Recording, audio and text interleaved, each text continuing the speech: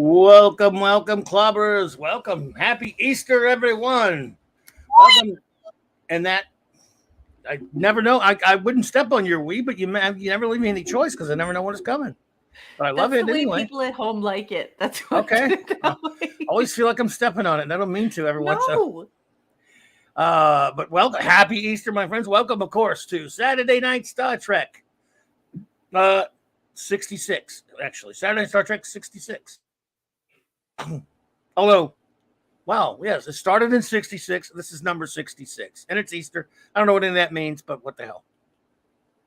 Get your kicks on Route 66. Could mean that. That's Before we exactly get started, what it means. Must. Before we start with anything, we not only wish you all a happy Easter, but a happy birthday to the great bronze wrencher himself. Yay! Eric I am K. so happy that you were born. I think that you are just such a marvelous human being. You are such a good friend to so many people. I can only imagine how your family feels about you. We love you, Eric K. Thank you for being a part of this community, for helping Clubby and I, for just being fun and wonderful to be around. I love you. So I'm sending you billions, bazillions of kisses for your whole birthday face. Your birthday face, no less. Wow, there you go. I like it. And yeah, happy birthday, buddy. You've been fantastic. I mean, you've just been such a great friend to us, as so many of you all have here. But I tell you what, always got our back, always helping us out, above and beyond the call.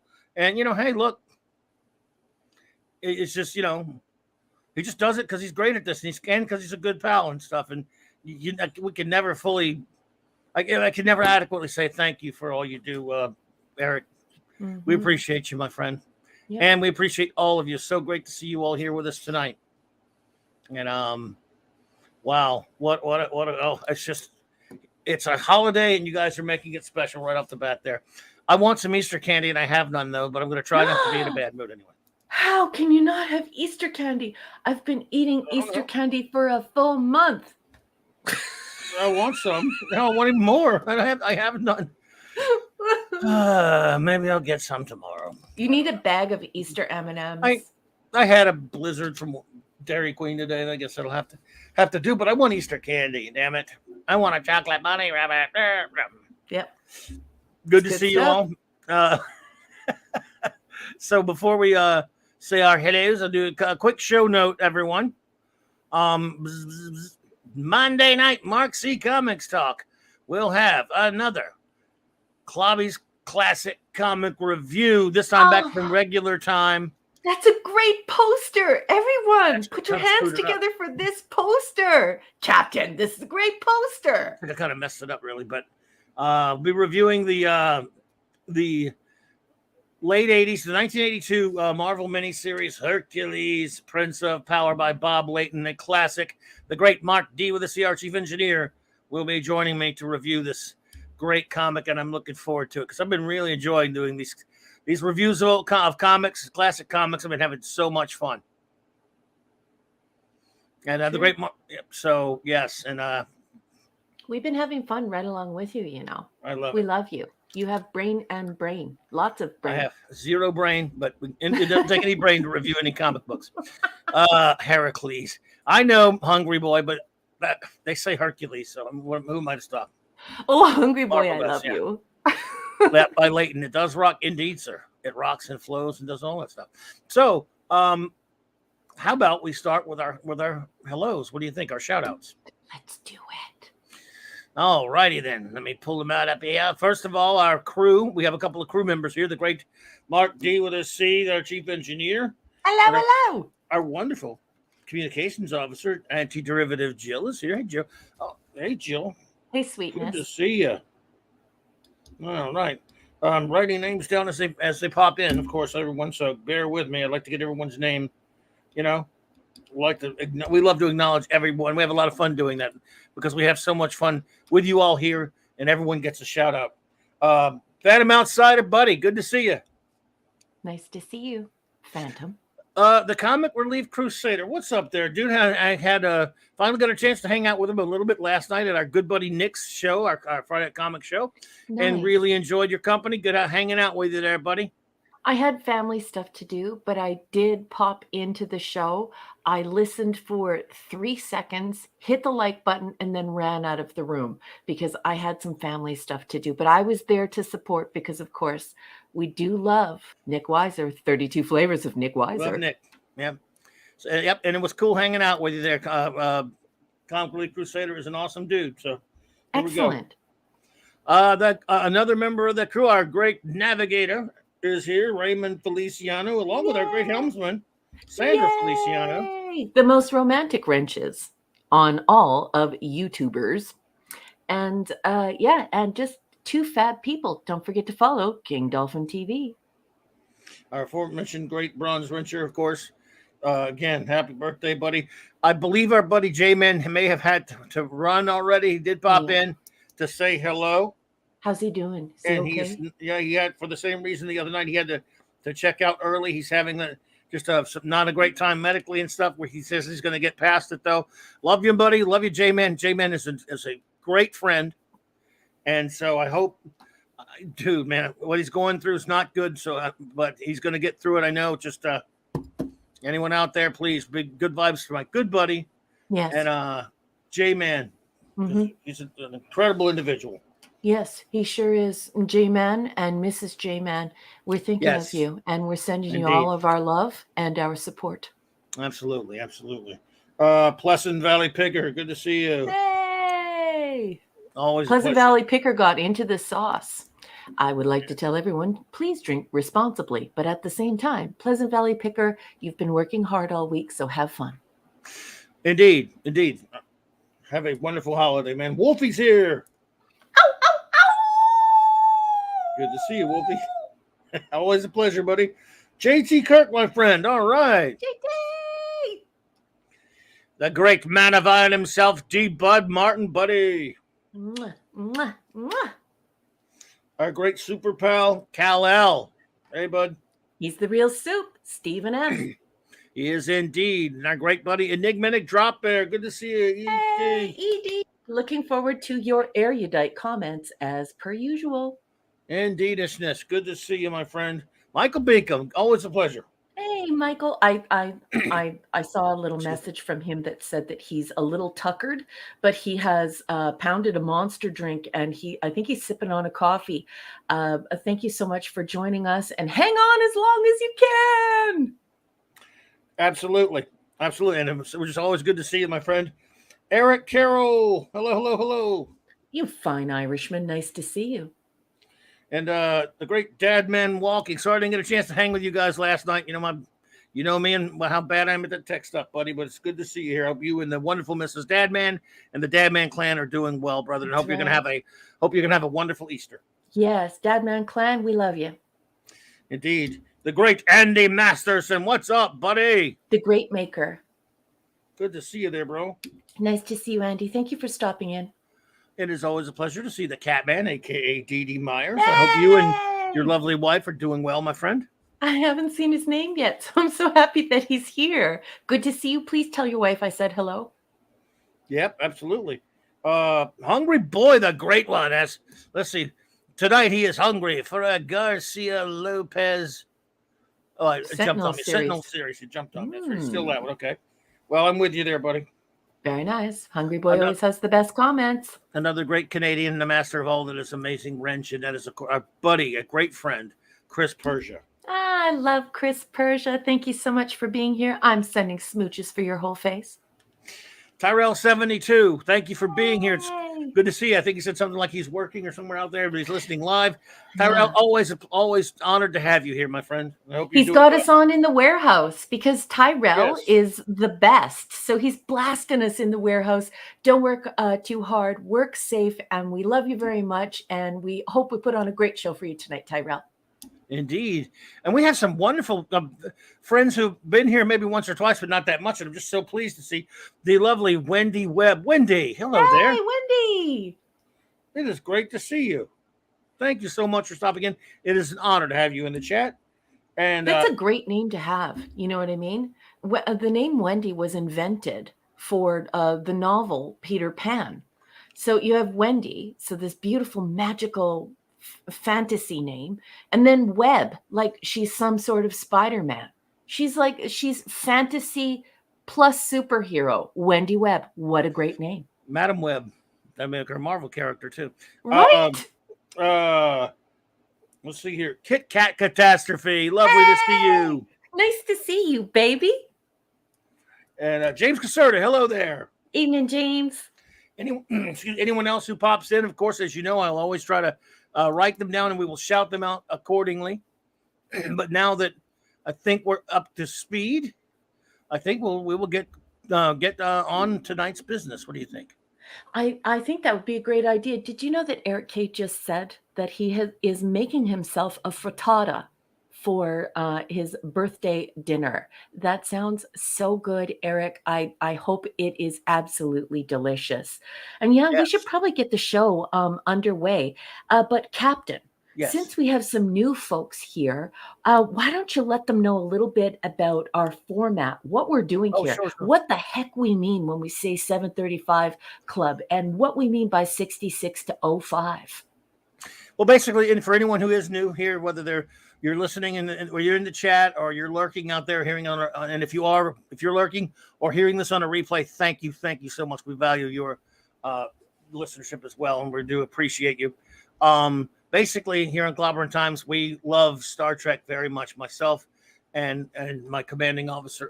My first. I'm the commanding officer. See, I'm having that kind of my commander, my first officer. Although she's really the boss. Let's face it. I made her.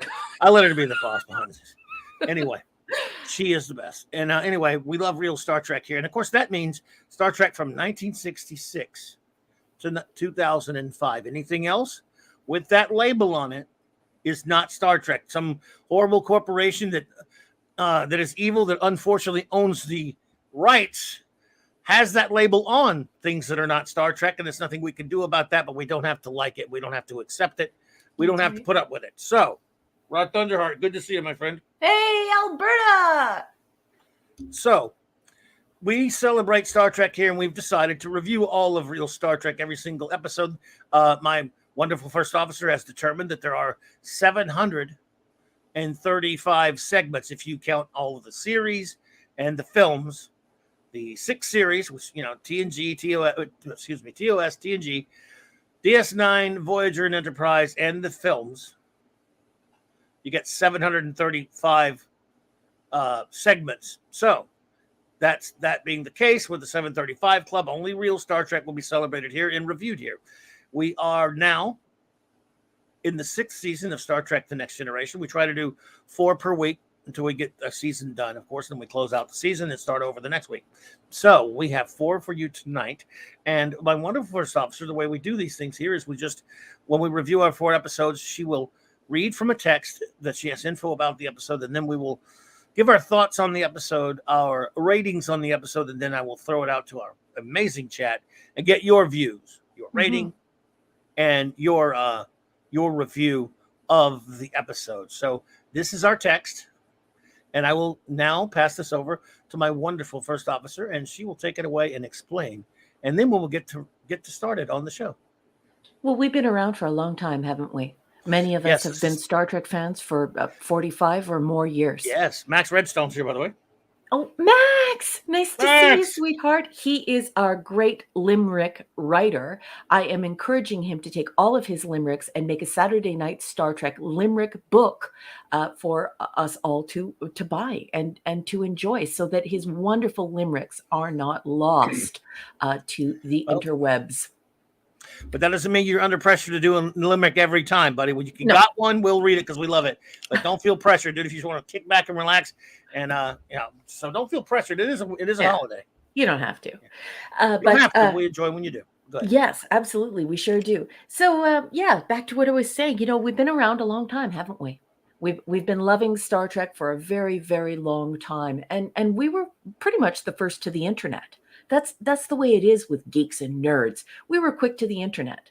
And unfortunately, that means that there were a lot of boards and a lot of communities and a lot of user-generated materials. And a lot of it has yielded a tremendous amount of factoid material. They seem like they're facts because everyone's repeating them, but it's user-generated stuff, and it often turns out to be true, half true, not true at all, and it's a mixed bag. So we're using this text. I love this text. It's Star Trek 365, The Next Generation, written by Paula M. Block. Now, she is a prolific writer for Star Trek. And the great thing about her is she's not going to a whole bunch of different sources. This is original source material. She goes to the people from TNG. She interviews them, the cast, the crew, the producers, all of it. And that's how she creates her books. And it's quite wonderful for us because sometimes we agree with her, sometimes we don't, but we get the dirt, the inside dirt happening behind the scenes, and then we hash it out and talk about it. So it's great fun, and I definitely encourage you to get this brick block, cinder block of a book, and it's wonderful to have. Let's do this. Tonight, we're going to start off with Starship Mine. This is season 6, episode 18. We all watched this for the very first time on March 29th, 1993. Now, if you are reading along with the block text, and also to stay copyright compliant, I will be reading again from Star Trek 365, The Next Generation, written by Paula M. Block. She gets a little bit of help from her husband, Terry J. Erdman, and of course, this received the blessing of Ronald D. Moore and company. Virtually everyone involved in creating TNG was interviewed here and says their piece. Please turn to page 299, where I will be reading extemporaneously. That's right, folks. This is a good time to remind you that this is an entirely organic podcast. Clobby doesn't know what I think. I don't know what he thinks. The chat doesn't know what we think. We didn't meet previously to talk about whether or not we think these episodes are glorious or whether or not they suck, dog duty. And we don't talk about the text, and I don't read it first. So if I stumble, be forgiving. Let's do this. The Enterprise docks at the Remler array for a routine baryon sweep, a procedure that is part of the normal maintenance on a starship. Because the irradiation procedure is deadly, the crew is required to temporarily evacuate the ship, but Picard returns to retrieve something from his quarters before the sweep begins. To his surprise, he discovers a group of terrorists on board who are intent on stealing the ship's trilithium resin, which they plan to use to create a deadly weapon. With none of his crew around to help him, Picard sets out to foil the plans of the cold-blooded thieves on his own. Actor Tim Russ auditioned unsuccessfully for the role of Geordi LaForge. Yes, we talked about that at the beginning. When the cast of TNG was being assembled in 1987. It took 6 years for him to make it to the Enterprise, but after that, his route to the stars began to seem more like a destiny than random casting. Following his appearance as Devor, one of the bad guys in Starship Mine, Russ quickly won the role of a Klingon mercenary in the Deep Space Nine episode Invasive Procedures. The following year brought him back to the Enterprise, albeit the Enterprise B, in Star Trek Generations. Not long after, Russ won his signature Star Trek role as the Vulcan Tuvok on Star Trek Voyager, a role he happily performed for the show's full 7-year run. Was there a master plan in place? Russ humbly suggests that it was pure serendipity. Rick Berman liked me, he says, and that's all there is to it. This business is so precarious, 10 guys come in and read the hell out of a part, and the producers may like only one of them, and who knows what their reason is. The scene I originally read for the TNG pilot were subtle, quiet scenes, nothing that gave me a chance to really get up and do some fireworks. But apparently there was something about it that Rick liked. Ironically, a prop got more screen time than Russ did. At least it got talked about so often that it did seem as if it did. Picard's precious English riding saddle receives 19 mentions in the script and is the subject of 4 separate conversations. Picard, Hutchinson, Troy, and Geordi. Geordi and Riker, Picard and Kelsey, and finally Picard, Worf, Riker, Crusher, and Troy.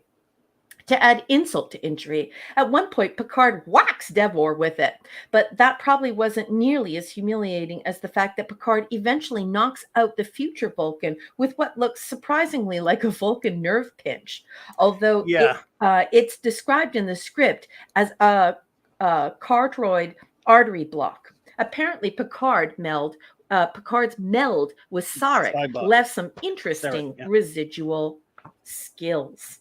And that is turning the page. That is all the block text has to say about Starship Mine. So now I'm going to throw it over to the captain. Captain, what did you think of the block coverage? And tell us what you thought of Starship Mine. Well, first, big shout out to the great Steve Mitchum. Hey, and Maddie. And Maddie and Captain James T. Skywalker. Hey, nice to see you. Happy Easter. Good to see y'all. Thank you for being here. And let's see here. Anybody else pop out? You know, I guess we should just get all the Die Hard jokes out of the way, right? I almost put John McClane all over this thing. Yeah. It's just like that'd have been too obvious. Yeah. Picard Hard, we used to call it when it came on. Mm-hmm. And amongst other things.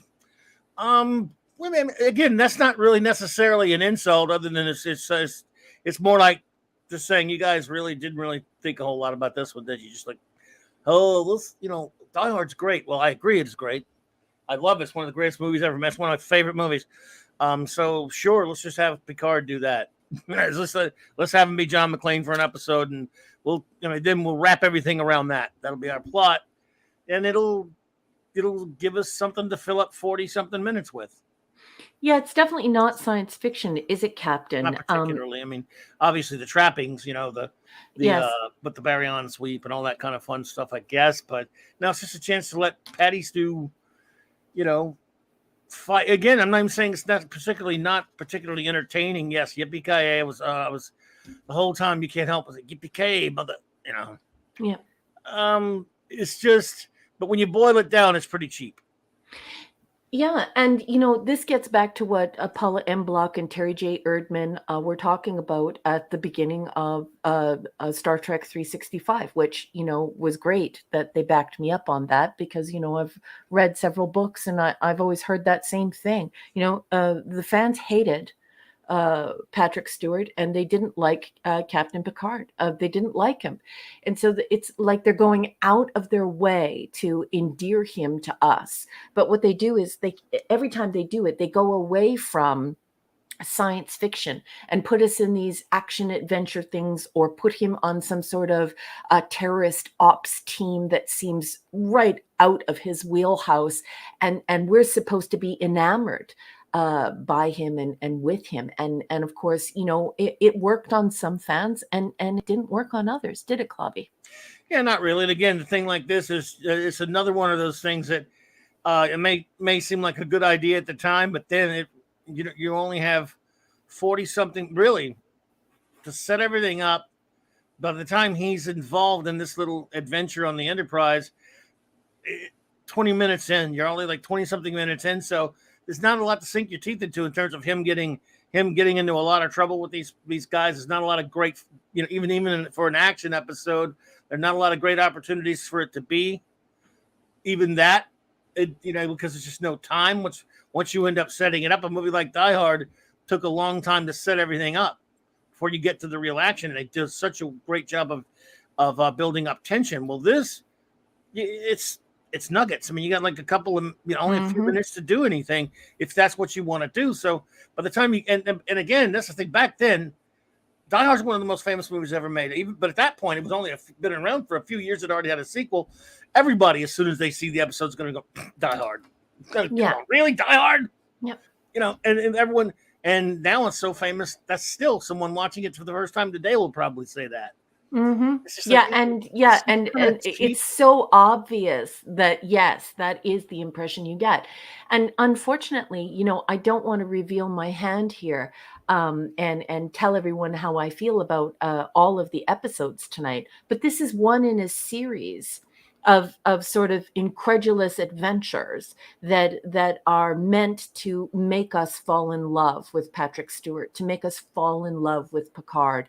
And at the end of it, it really gets a little much. And I've compiled a list for a later episode, and we'll discuss some of Right. those things that grate on the nerves of many people who had greatness in mind when thinking of Kirk, McCoy, and Spock. And certainly they didn't need this laundry list of incredulous adventures in order to have that happen. So I'll talk about that a little bit I later. love it. I love everybody's doing the Die Hard. Yeah. Hey, look, I don't blame any of you for doing Die Hard jokes. They brought it on themselves. So, so yeah, I'm no, just going to put have this at it. up on the marquee. I hope you Yeah, don't mind, boss exactly. man. Die Hard to D. P Bud Martin says, from die hard to pee hard. Hard. Yes, indeed. Yeah, definitely. Oh my goodness. So yeah, I mean, I don't even really hate it, but it's just like, okay, really. I mean, I'm supposed to believe him taking on a bunch of terrorists. It's a good thing there were a bunch of really lame terrorists. Mm-hmm. 106 rubles in honor of the Passover church. I got the email, buddy. Thank you so much, Mac Redstone. You are too, Max. Thank you so much. You're too kind, my friend. I appreciate you. I hope you had And a wonderful Seder. I have some Jewish people in my family, and I just want to say, yes, happy Passover. I hope you had a beautiful time with your family and a wonderful celebration. And I send my love to you and your family, Max. yes, absolutely. Again, thank you so much, my friend. Pleasant. You know what? I'm kind of with you. I'm feeling you there. I wish we could almost. I'm about ready to be honest. He's Oh so my god. excited. Oh, good. But anyway, so notes. Yeah, if you're wondering what the captain means when he says notes, I watch Star Trek every single year in chronological order from beginning to end. And I was wondering, what can I contribute here? So I thought, all right, I'm going to take notes, and I'm going to use this 45 plus years that I've been loving Star Trek and hearing these rumors and facts and the things that I notice about the episodes, and take notes while I watch. And so when the captain says notes, he's Yeah, asking his notes number XO one. to read those notes. And so Yes. that's what I'm going to do. Make it so. Number one. Hey, just Joe Jobber, buddy. Good to see you, bro. Hey, happy Easter, sweetness. Happy Easter, buddy. Okay, here we go. In the turbo lift, Picard shows how much he hates being alone with Data. And I would like everyone to pause on that for just a second. Oh, I'm yeah. going The to say beginning it scene, again yeah. because it is obviously a jab at the filth. So I'm going to say it again. In the turbo lift, Picard shows how he hates, he loathes being alone with Data. I love the opening scenes, which showcase what command and service would truly look like. So, in the beginning, when he's giving orders and everyone's coming up to him and asking him things and he's making decisions, I did like that because it returned more of this idea that they are astronauts and they're in a military and, and they're out there exploring the galaxy. So, I do like that. Good part. Also, I really love Data's mimicking. Yes, Data's Data was mimicking funny. in this episode is hysterical. He has the best scenes in the episode, which is often, isn't it? Yes, it's true, isn't it? He steals the show. Data says humans require a body temperature of 21 degrees to feel comfortable, and obviously that's not true. The human body temperature median is 37 degrees. So what Data is proposing is a state of advanced hypothermia. And we have a person in our community who is a nurse, and so I'm pretty sure she was shocked to hear that humans require a body temperature of 21 degrees. Be a little scary. I put Hutch requires a bludgeoning. We all know a guy named Hutch, but he has a different name. But these people they bludgeon you verbally. Poor The old Hutch. two-part glass that Geordi is holding is amaze balls. I want it. Now, many of you who have been in this community for a long time know that I am in love with much of the dinnerware and glassware and silverware in Star Trek, and I do collect them. Um, I love that two-part glass, how it's like it's the top of a martini glass and then it fits over that open cylinder. Sexy, sexy. And why is Picard's saddle so clean? I don't know. Guess he never uses it, or they have special cleaning properties in the 24th century that can make a saddle immaculate all the time. I don't know. Yeah, and it's weird that he would have left it on board because doesn't that barium sweep or whatever wouldn't that kill all organic matter? So that saddle would Well, be they leave gonzo. according to I don't know, but according to the episode, they just say only people have to leave. So I don't know. Yeah, but I just can't I get know. over how clean his saddle blanket is. Like it's got that Sherpa material and it's just gloriously Uh clean. I would just replicate a new saddle every time. Yes. Geordie's long nails always gross me out. I don't understand why LeVar Burton always has long nails. It's almost vampiric. It reminds me of vampires. I hate it. Patricia Tallman, hello, gorgeous. Yes, Uh, Patricia. I love her. yeah, from B5. And Tim DeZarn is a wonderful villain, the Sattler character. I love him as a villain. He has this menacing face and he's able to put on this menacing countenance. So my hat's off to Tim DeZarn for his wonderful villainry. I love the unknown species called Pommet. I would have liked to have seen this sort of giraffe looking, horse sort of looking species again. And Picard is no Kirk. He gets his butt handed to him in hand-to-hand combat with a woman who weighs half what he weighs. So that's Of quite course. sad. You're no Kirk, Poopy No. Stew. You're no Kirk, P Hard. And those are all my notes, boss. Yeah, isn't it funny how you could always count on Data to at least give you some entertainment, even in a just like a kind of a so-so episode, And by the way, I'm going to defend Hutch here, folks. He seemed like not such a bad guy. Didn't deserve what happened to him. He's a nice Yeah, enough guy. exactly. Yeah, Poor exactly, old right? Hutch. You Yeah. guys killed Hutch. Why didn't you shoot Riker instead of? So yeah, again, I don't have a lot of strong feelings on the episode. I thought it's a little silly that they're doing their old Die Hard ribbon. I don't also think there are way worse ones. We seem to be at this stage now where we're seeing a lot of this, where I'll see an episode that I'll be like, I can't work up a lot of energy one way or the other. It's like, this is kind of, again, there's nothing to this. This is filler stuff. This is lazy stuff. Mm-hmm. This is not prime Star Trek. This is not challenging Star Trek or in any way, shape, matter, or form. It's just a 40 minutes of an episode. Again, they think they're doing character stuff. This is not a character. They're not even a character episode. They're episodes that I don't think are all that good that I'll go, at least that's it. I understand what they're doing. It's a character episode, which we're going to be talking about later. But I mean, it's not even character builder. It's just playing around. It's action adventure is what it is. It's Yeah, a thriller. It's action adventure, and it's not well wrought. And this show is not, and here's the thing. The original series has some great action adventure episodes because you have an action hero at the heart of it. You can believe Kirk in an action adventure story. I can't buy Picard in an action adventure story, folks. I can buy Cisco in one. I can buy Archer in one. And of course, Kirk, I can't really buy into Picard. And again, I am really not saying this because I'm prejudiced by how he's ruined the show on this new filth show. I do like Picard sometimes and I could put that in my mind and like him when he's good at an episode, but it's certainly not his forte, not his raison d'etre to be some badass running around fighting terrorists, and it's just kind of pathetic when you do it, to be honest.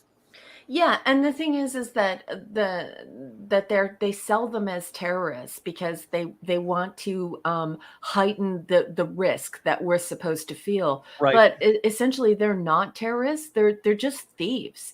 And it's funny. Yeah, they're thieves, and it's so funny because Paula M. Block actually concedes to that, where she calls them cold-blooded thieves. But they at the outset they want to convince us that they're terrorists, and it's quite a weird episode because of course it's very strange that in Star Trek a bunch of thieves would be killed, like they're all killed, and quite brutally. Yeah, they are, and he's like, oh well. Yeah, and so that's very un-Star Trek-like because, when Kirk takes us on an action adventure, there's always this sense of weird, strange, scary, unknown in the background behind that action adventure. But all you see is yippee-ki-yay, mother effer. He doesn't even do that. He didn't even say, "Welcome to the party, pal." Yeah. Yeah, Or saddle up, lock and load. None of that. Say something. And then in the end, they're not terrorists. You just wanted us to feel this huge sense of risk. And another thing that doesn't sit right with me that I find really super annoying about this episode is they have the same weapons and Geordi is merely injured by it, whereas Hutch, and they're both the same species, Hutch dies. And I think that was supposed to be some type of catharsis for the audience, but I just sort of find it weird because they kill off Hutch, and they kill off all of these thieves, and they call these thieves terrorists. So it's very un-Star Trek-like, and so it just doesn't feel Star Trek-ish. Nothing about it is really Trek at all. No. Okay, so number one, what is your rating of Starship Minehard? And I'll give mine. Then hold off, everyone. I'll ask for yours in the chat. So go for it. P hard is a try hard. This is a C+ for me, boss. Okay, I've got this one at a C-. I don't hate it, but that's just kind of where I'm at on it. It doesn't deserve much more than that. It only gets that because of Data. I got you there. I mean, it only even gets above a D to me because of Data, probably. So now, everyone in the chat, our good friends there, please give us your rating of Starship Mine and any comments you may have. Go. Okay, so the word is given. The captain has released the Kraken. Please go ahead and leave your grade and any little comments you might have. And if you're new here, I just want you to know that we're actually going to star all these comments. We're going to read them out and we're going to put them up on the marquee and discuss them. So please feel free to leave those ratings and those comments, and we'll get them up and talk about them. While you're doing that, I'm going to give us some entertainment, courtesy of the great Max Redstone. Who's ready for a Max limerick for the episode Yay! Starship Mine? All right, here we go, folks. From the great Max Redstone, Starship Mine. Here we go. The Enterprise needs a baryon sweep, not trilithium theft by some mischievous black sheep. I think he means mischievous. Sorry. I'm going to start over again. I think he meant mischievous there. Okay. The Enterprise needs a baryon sweep, not trilithium theft by some mischievous black sheep. Yet imagine the pain to find that Picard is John McClane and the Data is the endlessly chatty creep. Oh my goodness. Love it, sir. Great stuff, Max. Sorry, I had myself on mute because I know that the clicking of me highlighting everyone's comments bugs some folks, but that was outstanding, Max. I love you. Click away, and I'll start reading the reviews. Thank you, Max. Absolutely cool, buddy. All right, first up is the great Kal-El, our good super buddy, says, C. So I guess this was Patty Stew's dream to play Picard like John McClane. I don't know, maybe. Wish fulfillment at its finest, I suppose. The only reason why I gave this episode as high a rating as I did is because the action sequences weren't terrible, and also Data constantly making small talk with the station administrator was actually pretty hilarious. Yeah, it wasn't a terrible episode for the aforementioned reasons, but it wasn't great either. Well, I'm right there with you, Kal-El. Mm-hmm. Right there with you, buddy. It's just not the best assistance. Oh, I think I lost one. I think this thing jumped on me and I deleted one that I shouldn't have. That's okay. I'll go back and check. I need JT Kirk #1. I will go back. Let me go find it. I'll go find it for you, boss. Don't worry. Don't panic. I got it. Oh, let me know when you got it. the meantime, Raven Feliciano says, C for Claboni. Star Trek meets Die Hard, and it's lacking. This is the start of the P-hard action figure trope, and it falls flat. I absolutely agree with you, sir. It's up there now, boss. Okay. Let's see. Thank you. Sorry about that, JT. JT Kirk says 7.5 English writing saddles for a French captain out of 10. I wish Gorn was included so P-hard could echo Kirk making the impoverished gunpowder. Ready to ride my horse, Captain Picard. This episode was yippee-ki-yay, mother. Sorry. Everyone loves your Gorn. Ow, that hurts. I'm sorry, I overdid it. PR. He ought to apologize to the terrorists for sabotaging their control mechanism, blowing up their ship instead of understanding his sheer hubris pushed these people in a life of crime. Yes, sir. I make it so, sir. Indeed, sir. I understand, sir. Absolutely. Boss, I have to interrupt you because in the chat, you can't see this because you're in the starred envelope, but everyone is killing themselves laughing. And anti-derivative Jill just yelled, Gorn Clobby! Yes, don't we hate that Gorn Clobby. They love it. Gorn. They love it. Thank you so much, Jill. C plus for Eric Carroll. He says, this is one of Data's funniest moments. It was fun. Data saved the episode, I think. Yeah, I thought Data does that a lot. The Catman, it was an okay episode. I give it a C. Thank you so much, Catman. Oh wow, that's usually Dee Dee Myers is so generous. You know that the episode is on the weaker side when Dee Dee's like, sorry, this can't pass for me. So Dee Dee's usually really generous. So thank you for your feedback. Gives me a great idea of how everyone is feeling Dee Dee Myers. 1 of 5 rating B. For Wolfie says, a Rimler array. Nah, we're going to call this Nakatomi Plaza. PR with a saddle. Now I have There's no escaping the Die Hard jokes, and I don't care. I love it. Wolfie is actually in the chat right now requesting if you could please use your Gorn voice to say welcome to the party, pal. Welcome to the party, pal. John Clayton, I shall be merciful. Ow. Sorry if I couldn't do any better than that.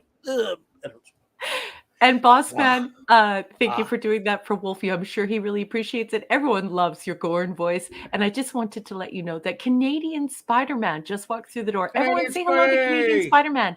And the wonderful Michael Beacom, a sweetheart of a human that he is, he left a gift for you. So there's a gift waiting for you. On my way, Michael. Let me get to finish Wolfie's review here. Thank you so much, Michael, by the way. Let's see. Lots of fun crawling through the bowels of the ship up to 10 forward. Yeah, it's called 10 forward because it's on deck 10 forward section, the last place to get swept back to front. Yeah. Let's see. Hang on. Find your next one. Only things I really didn't like was the lack of security during maintenance for Galaxy class starships. That's a very good point. I guess this jives with when the Bynars stole the ship back in season 1. Yes, they learned nothing, I guess. And everybody thinks about that when they're watching this episode. So I'm glad that you brought that up. And Pleasant Valley Picker, we have not arrived at your review yet. So don't worry. You didn't miss anything. Tuck in, sweetheart. We're just getting in. Fun details. Rimler Array is a nice kit bashed model. Is a nice kit bashed model?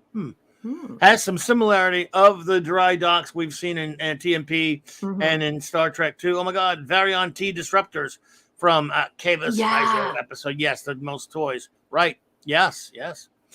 Baryon, Greek, or heavy practice sweep is the little nugget of sci-fi left in this episode. The ship is carrying a crap load of deuterium for antimatter reactions. Got to be some byproduct.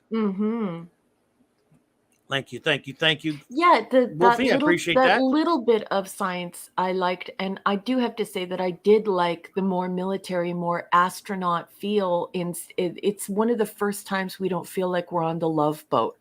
I'm not looking to go and visit with Isaac and get a drink from him or ask Gopher what's on the main stage tonight. Like you actually get this feeling that he's in charge, and I would have liked to have seen more of it. But then it just turns into the Die Hard film. Yep. The Comic Relief Crusader says D minus. I think he says D minus. I never know if that's a separator or whatever. But anyway, Die Hard movie adds sci-fi bake and hope for the best. Oops, the TNG souffle fell. Indeedishness. That's great. The Bronze Wrencher Eric K says C. Forgettable episode other than Mr. Data. Agreedishness. Mm-hmm. With you, seriousness. Mega Cropper. Hello there, Mega Cropper. I didn't know you were here. A for the saddle. Mega Cropper is a fan of saddles, and that's nothing wrong with that. No, I think that's just his way of his way of giving it a crappy review. But Mega Cropper is a man who is very judicious with his words. So yeah, A for the saddle definitely means Mega Cropper wasn't impressed. Joe. Hey, just Joe, live free or pee hard, love it. Yeah, I thought you'd like that one. Oh dear. Our wonderful friend Sandra says, C, Patty Stu needs to leave the action to real actors. Data is the saving grace. Agreed. What a great comment, Sandra. I'm seeing a second one by Michael Beacom. Oh, but not his first. That's unusual, boss. Let me go see. Let's see. You've got. Well, I'll read the super chat from him, and then we'll try to find this other one. Okay, Thank you so much for the super chat, Michael Beacom. $5 super chat says, "Imagine if Wesley were leading the thieves via his knowledge of the Enterprise. Now that would have been interesting." Yes, it would have been, especially if they pushed him into the Baryon sweep. But thank you so much for that, Michael. You're too kind. Appreciate it. We'll find your first one if it made it. But I see only one I see that starred right now is the second one. Mm-hmm. Which is strange. Pleasant Valley Picker says, A, I love this one. A fun action episode, interesting premise of terrorists trying to do bad and well executed. Okay. And hang on.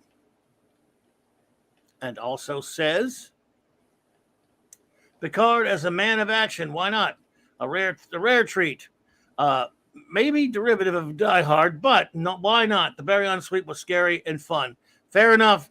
Hey, Pleasant Valley, all opinions are welcome here all the time, sir. Weird. 10 out of 10, fantastic. Wolfie adds. Of course, we had his review already, but he adds that. I'll try to look for it if you want to go ahead and read some of the reviews we have. Well, I'm almost at the beginning and I don't see it here. I hope it didn't get vaporized. Just let me check here because I'm just at the top of the list. Trying to find your first one, Michael. Yeah, and I've been checking for it meticulously, so I don't want to lose my place here. I got you. The second one is starred, but maybe the first one never got on there. Yeah, maybe the first one got could have been vaporized. That's weird. It happens, though. Yeah, it does. The Baryon sweep got it, or the Dadman says B. John McClane, Captain Picard, didn't wear that silky bed sheet very well. However, in spite of the obvious ripoff and bad script, I enjoyed it. I kept hearing barium enema through. Yeah. Wow. It's kind of hard not to. Bossman, yes. I cannot see it. I just see that his only other additional comment is one to Anti-Derivative Jill on my side. He says, Anti-Derivative Jill, a literal demonstration of plot armor. And that's all I can see from him. Michael, if there's any way you could reiterate that one, we'll keep your second one up here. Mm-hmm. If there's any way you can tell us, because apparently sometimes YouTube will nuke it. They've been doing that recently, and if she couldn't find it, that means it did for your first. See, all I have is your second one, which is right here, which we'll hang on to it. And if you could be so kind, if not, we'll just read the second one later.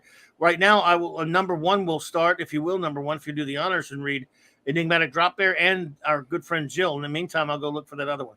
Yes, and perhaps anything new that other folks have posted while Okay, I was go for archiving, it. because look at this. Sandra Feliciano has to leave. Uh, Oh, Sandra. Oh my goodness. Good night, sweetheart, Good and to see you, Sandra. happy Easter, and happy Easter to your whole family. You're probably cooking tomorrow or the next day, so have a lovely weekend. It was so good to see you. Thank you for being here, and yeah, take it easy. All right, let's everyone say goodnight to Sandra, please. Arabic Sundar. Welcome, by the way, and good night, Sandra. Have a wonderful Easter. Is it Sonder or Soder? Oh, Sonder. Yes, Arabic Hey, Sonder. Good to see you. Arabic. Welcome. Let me see. I have a message. Maybe somebody sent it to me. Oh, Eric found it. Thank you, Eric. Of course. The great Eric K. And our chief engineer sent it to me. Okay, here we go. Hang on a second. Let me get the other one up here. I can't highlight it, but I do have it, Michael. Michael Beacom says, C. Yes, Die Hard in space. Again, Captain Picard has changed for story purposes. I wanted a scene showing Dr. Crusher removing the rod from Picard's ass to explain change. Oh, man, maybe that's what it Oh, was. That could have been that's white. golden.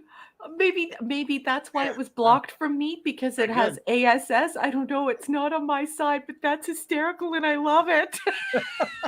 And then he says, decontaminating the ship was an interesting idea. Riker would have been more credible as the headstrong idiot risk taker.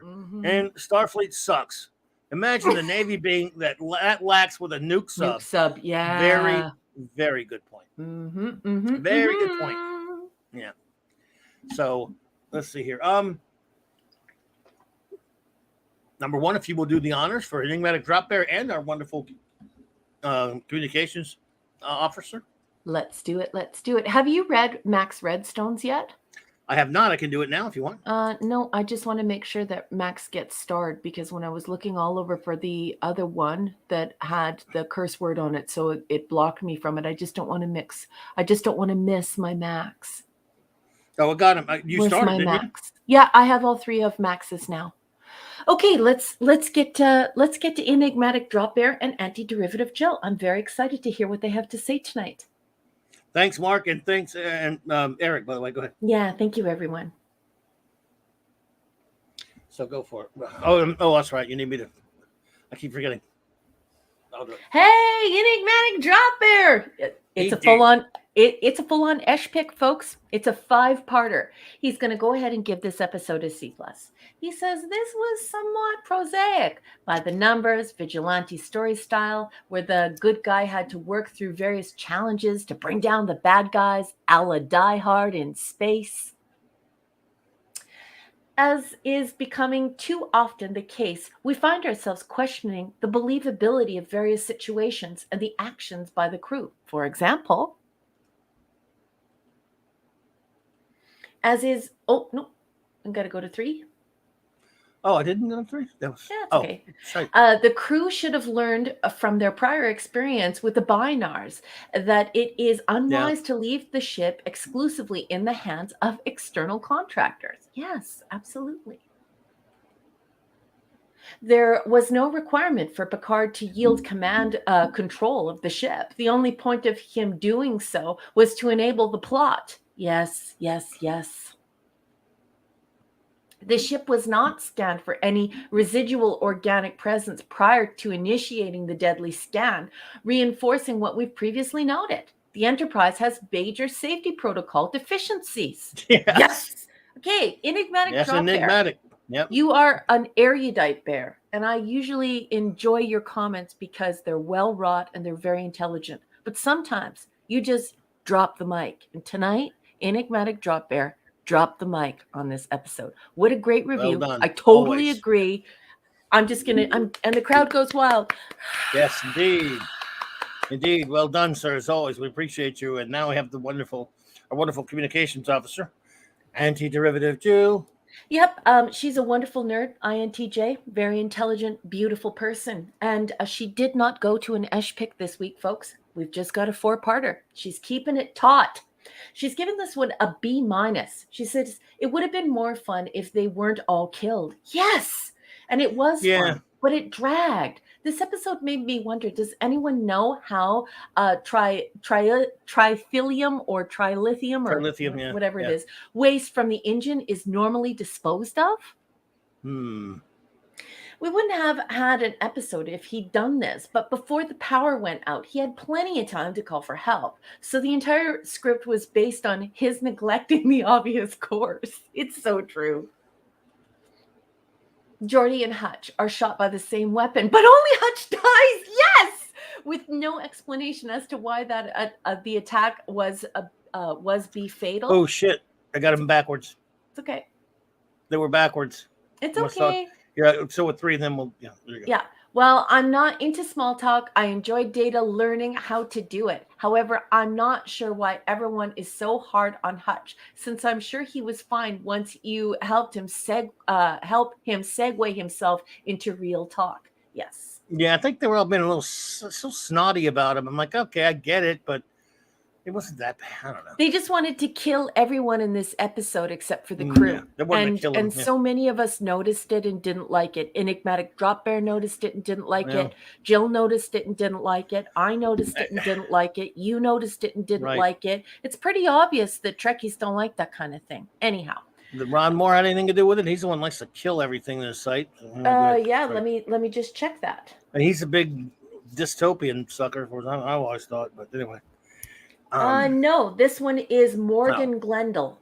Okay, so 4 of 4, she says Geordie and Hutch are shot by the same weapon, but only Hutch dies, with no explanation as to why the attack had to be fatal in one instance but not the other. Sorry, I'm just going to correct your mistake there, Jill. Still a fun and simple time. Yeah. Yep, but they don't earn their fun and simple times on that show because they give us too much pap. Yep, exactly. For me, anyway. Yep, that was a great review, Jill. I absolutely loved it. Thank you very much. And I love that as a nerd, you're such a diehard Trekkie, and you just saw this gratuitous killing as very un-Trek-like. And I love that you and ED brought it up. I just love you both very much. Thank you. I concur wholeheartedly. Phantom Outsider says, "See, Die Hard in Space.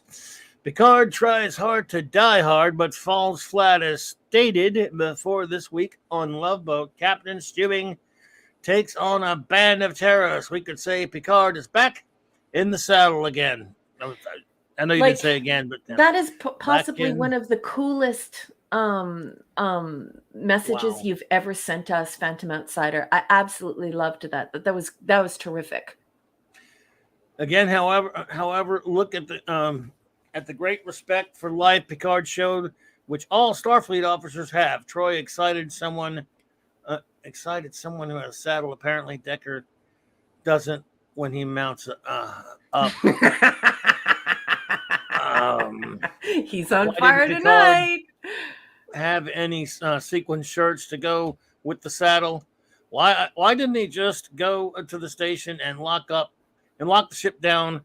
From there, apparently everything goes into maintenance closets. By the way, I want to say that the whole thing with the horses and the saddle and stuff, that was supposed to be a cute Die Hard thing on their part. It wasn't. It was just silly. I mean, I know he because this is the first time they ever mentioned him liking horses, or in the second or third, maybe they've mentioned it in other ones before. But anyway, how often Wesley was in those closets? Data mockery of bureaucrats, especially since his captain is mostly a bureaucrat himself. Neck pinch, really? Yeah. What's a Frenchman doing with an English saddle? I cannot answer any of your questions, buddy. I can't answer them, buddy. I can't answer you, but you posed them, and that's the important thing. I think what they're trying to get at is that there is English jumping, and then there's hunter jumping. So English show jumping or hunter jumping, and so those are two different sports. But I've never seen Picard compete in English show jumping. So it's just, apparently it's one of his many, many talents. We're going to be talking about that later. Must we? Just kidding. Tired of Picard. I'm sorry. Max Fetch says, "See, I wish I had time to make a parody trailer portraying this crapola as a horror film with some hardworking laborers. We're trying to get the Enterprise fixed and out of the array." Instead, they're mercilessly stalked by a demented old man who didn't know whether he was French or English, the ship's captain or the ship's barber, but he definitely was a crazed murderer. Whoa, yes. Yeah. Bonus parody lyrics. If you'll be my wharf, I can be your. Oh my God. Lean on crutch. I'm not singing that. I can call you Data and Data. When you call me, you can call me. me. Okay, I didn't know. It didn't tell me what that was to the tune of until you said that. It's If just you be because my I'm wolf. in the head of some of our members. We have a Right. lot in common, so I know what they're thinking. So, okay, so I have to Oh yeah, say, you got Monkey Jeebus just it. Monkey walked through the door. Jeebus. Hey there, Monkey Jeebus. And Max Redstone had an addendum, and so I started Boss Man. It's at the bottom of the pile. Okay. No, I didn't know. I dare you to sing. Well, the same thing is, Max, I couldn't sing it until if Raquel hadn't made me recognize what it was. So, Paul if you'll be my Simon. Mr. Worf, I can be your long lean on crutch.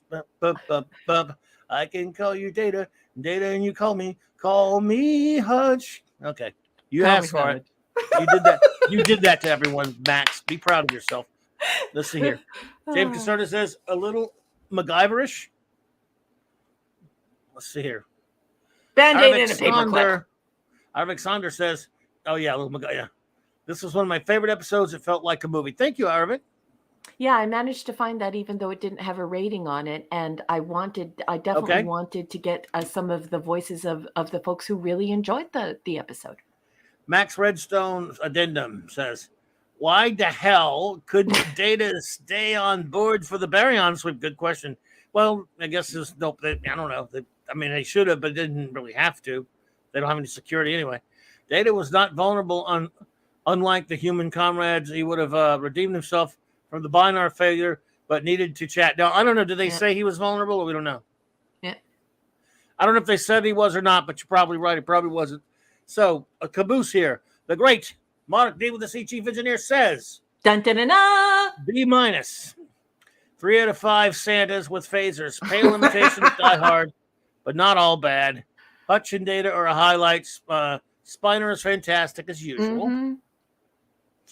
Not a bad premise for a heist, and more believable than the 5 Ferengi who took over the ship in Rascals. Boy, that's for sure. I guess people still need money in the future. Well, yeah, of course they do, especially Ferengi. Mm-hmm.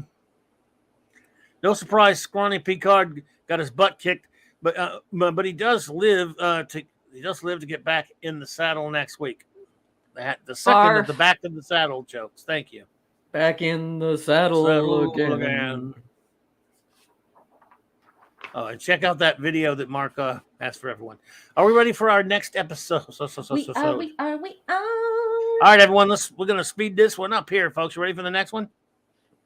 Yep. All right, make it show number 1. Take her out. Well, the next one is Lessons. This is season 6, episode 19. We all watched this. Well, most of us watched this for the first time on April 5th. 1993. Let's stay copyright compliant, shall we? I am going to be reading excerpts from Star Trek 365, The Next Generation, written by Paula M. Block. She gets a bit of help from her husband, Terry J. Erdman, and receives the blessing of Ronald D. Moore and the TNG cast and crew. I'm going to be reading extemporaneously from page 300. Let's do it! Go for it. Although uncertain about the wisdom of becoming involved with a subordinate officer, Captain Picard enters into a romantic relationship with the ship's new chief of stellar science, Lieutenant Commander Nella Darren. Picard vows he will be able to separate his responsibility to the ship from the dictates of his heart. But when the time comes to send Darren on a deadly mission, he realizes that duty, duty, I had to do that because the chat's going to do that, and love do not mix. Captain Kirk was always ready to engage in close encounters with the female guest alien of the week, but he avoided fraternizing with female members of his own crew. His behavior was in line with U.S. naval regulations forbidding unduly familiar relationships between personnel of different rank and grade.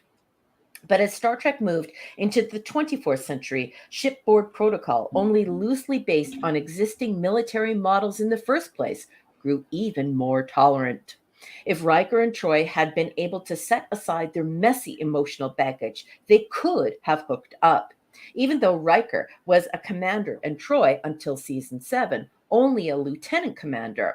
Ditto Geordi and Christy Henshaw, and even Data and Jenna DeSora.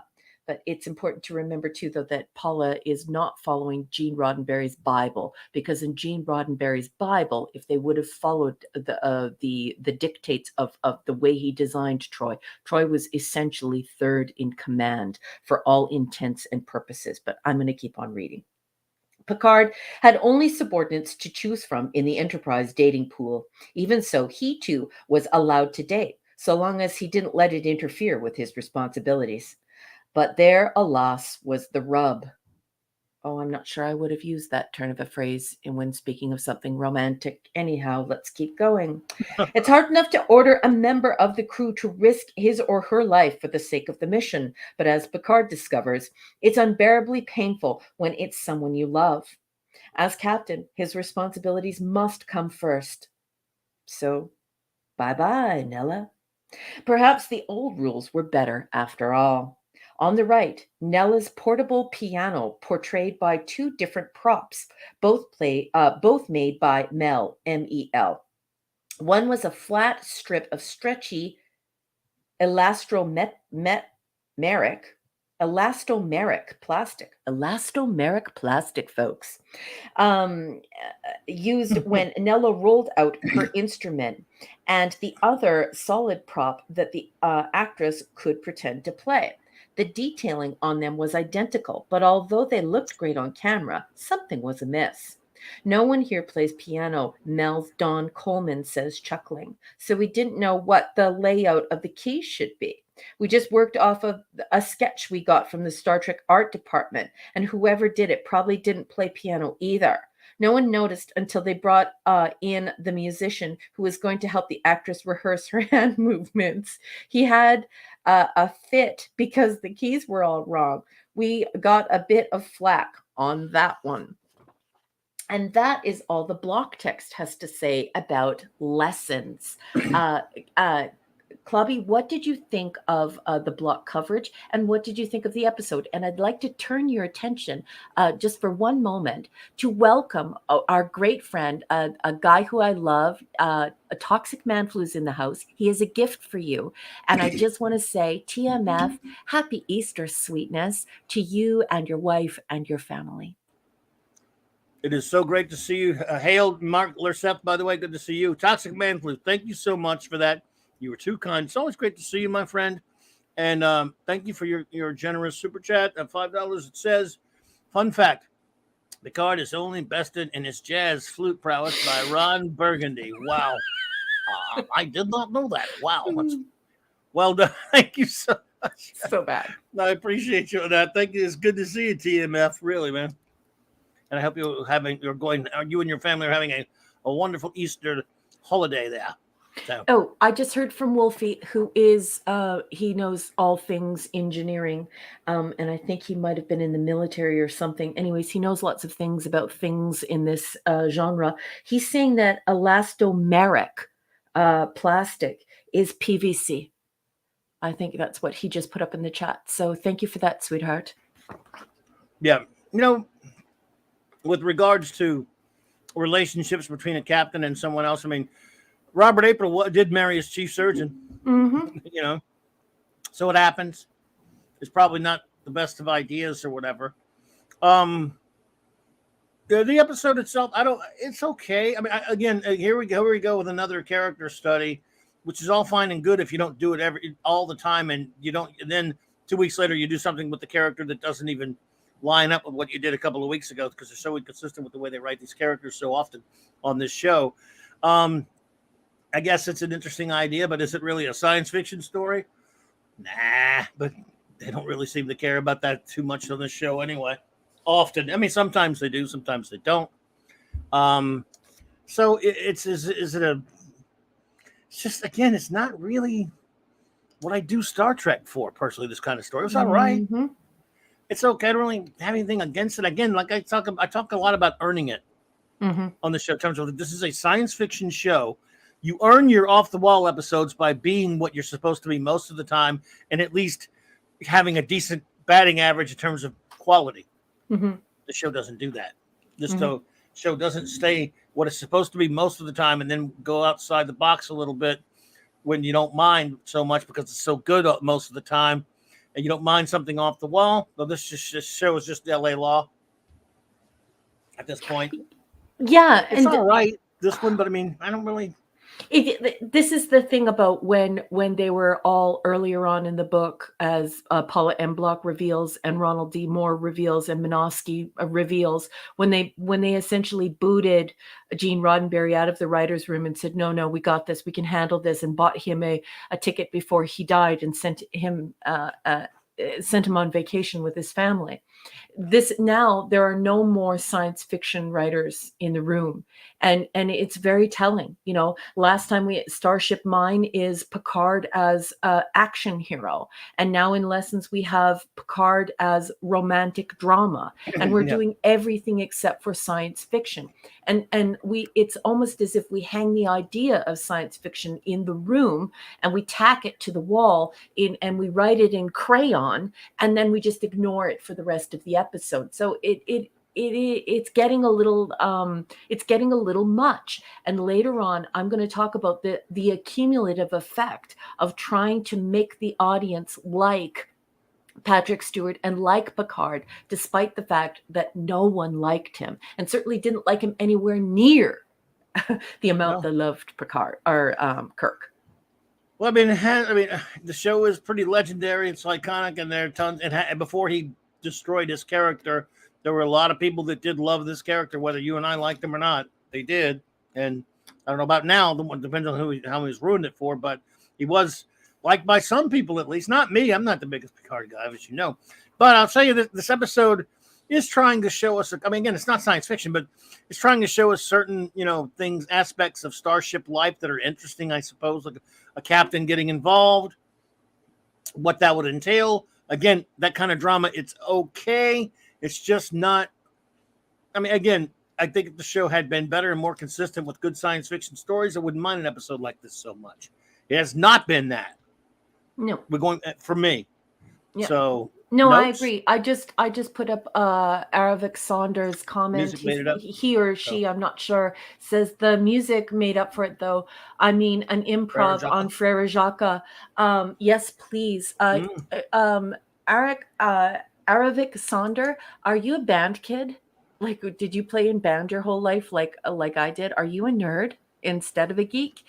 Because it's usually band nerds, like all of us who played in orchestra all those years, who actually like that stuff. So we weren't the cool kids who like hung around with the headbangers who had like rock bands on the weekend. No. Instead, we played woodwinds and brass. Anyway, let's get to my notes. Yeah, I mean, and I agree with that. Talk to Mansell. I say it is an interesting. I mean, it's an interesting look at that sort of thing, but this show just meanders and plays around too much for me, that kind of stuff. But anyway, I mean, he says he's an orchestra. He's an orchestra dork. Yeah, I knew it. Aravik Saunders. Yes, so I knew it. Notes. So these are my notes. These are, I literally have a piece of paper and a pencil. I know, as incredible as that is in this day and age. And I take notes while I watch the episode. So here we are. And of course, Jill played alto sax and Aravik played violin. And I played trumpet. You guys. You played trumpet? In junior high. I was terrible, probably. Oh, in junior high, yes. That was probably terrible. Yes, that's great. Okay, here are my notes. Definitely not actually playing the piano or the penny whistle. And as many of you know, I don't speak Irish Gaelic, but a fadog is what he is actually playing. And of course, they created the mouthpiece for it. And then I wrote Starship Mine is a Picard hero action adventure, and Lessons is a Picard romantic drama. And then I put, and all the band nerds will love that I put this, Picard has a hysterically bad embouchure. What is going on with his embouchure? I don't know what's happening with his lips. He looks like, I don't know what's going on there. Anyways, some great science fiction storytelling and visuals when it comes to the firestorm on the planet. And I love how Picard closes the penny whistle box as though the music had left his life when he thinks that Darren is dead. Marvelous actress and performance in the Darren character. I think she's absolutely beautiful. I think she gave a great performance. Yeah. But there is no chemistry from Poopy Stew. He never has chemistry with anyone. He has no chemistry. He has no on-screen presence. He's a dud for me. You know what I mean? Wendy Hughes, beautiful lady, did a wonderful job. Yes, she was But great. I mean, it would be like trying to create some romantic feelings with I don't know, a drooling poopy diaper. Wow. You know what I mean? Like Oh it's my. just there's Oh no my. chemistry there. Oh my. Yeah, he kisses her and Oh I'm my like, goodness. oh, Yeah. what are you doing? Nella Darren, stop that. Ugh. Oh shit. Good Lord. Oh, that's good. What's going on with those lips while he's playing too? That's not what an I embouchure don't looks know. like at all. No. No. I don't know. Okay. Wow. So, what is your rating of lessons? I'll get yours. I'll give mine, and then I will ask our illustrious chat for theirs. So, number one, any final thoughts on and rating of lessons? This is a C plus for me, and it's lucky that it gets a C plus for me. The only reason why it gets a C plus for me is because I was like an orchestra band kid my entire life, and I really liked that back in 1993. I thought it was cool that a science fiction show would have that, and I loved the science fiction storytelling and the visuals behind the planet Firestorm. So even when we're out in space and we're looking at this firestorm engulfing this planet, I love the visuals and I love the idea of it, and that's the only reason why it's getting a C plus from me. Yeah, I got it at a C plus too. I don't really can't work up a lot of strong emotions. I'm really getting annoyed with this almost week in and week out. I can't. I mean, I may have been having more fun when I was hating an episode because it's like I don't hate it. It's okay. I really did like the lady, of course, and I don't disrespect the idea of the story, them exploring what it would be like a captain getting involved. That's fine. It's just doesn't do a whole hell of a lot for me either. Um, okay, and so I don't know. It was okay. Um, yeah, so I give it that. Now I will ask our wonderful chat, my friends in the chat, folks. Please now give us your any rating you may have and any comments you may have on lessons. Go for it. The word is given. Make it so. All right, and let me hold the chat up a little bit so I can start marking them.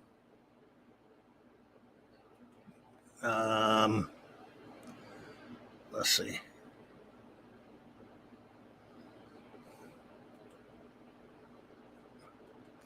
Hang on, everyone. I'm marking your ratings. Yeah. And while let's see, don't worry, we're getting them all, folks. I'll make sure I'm not.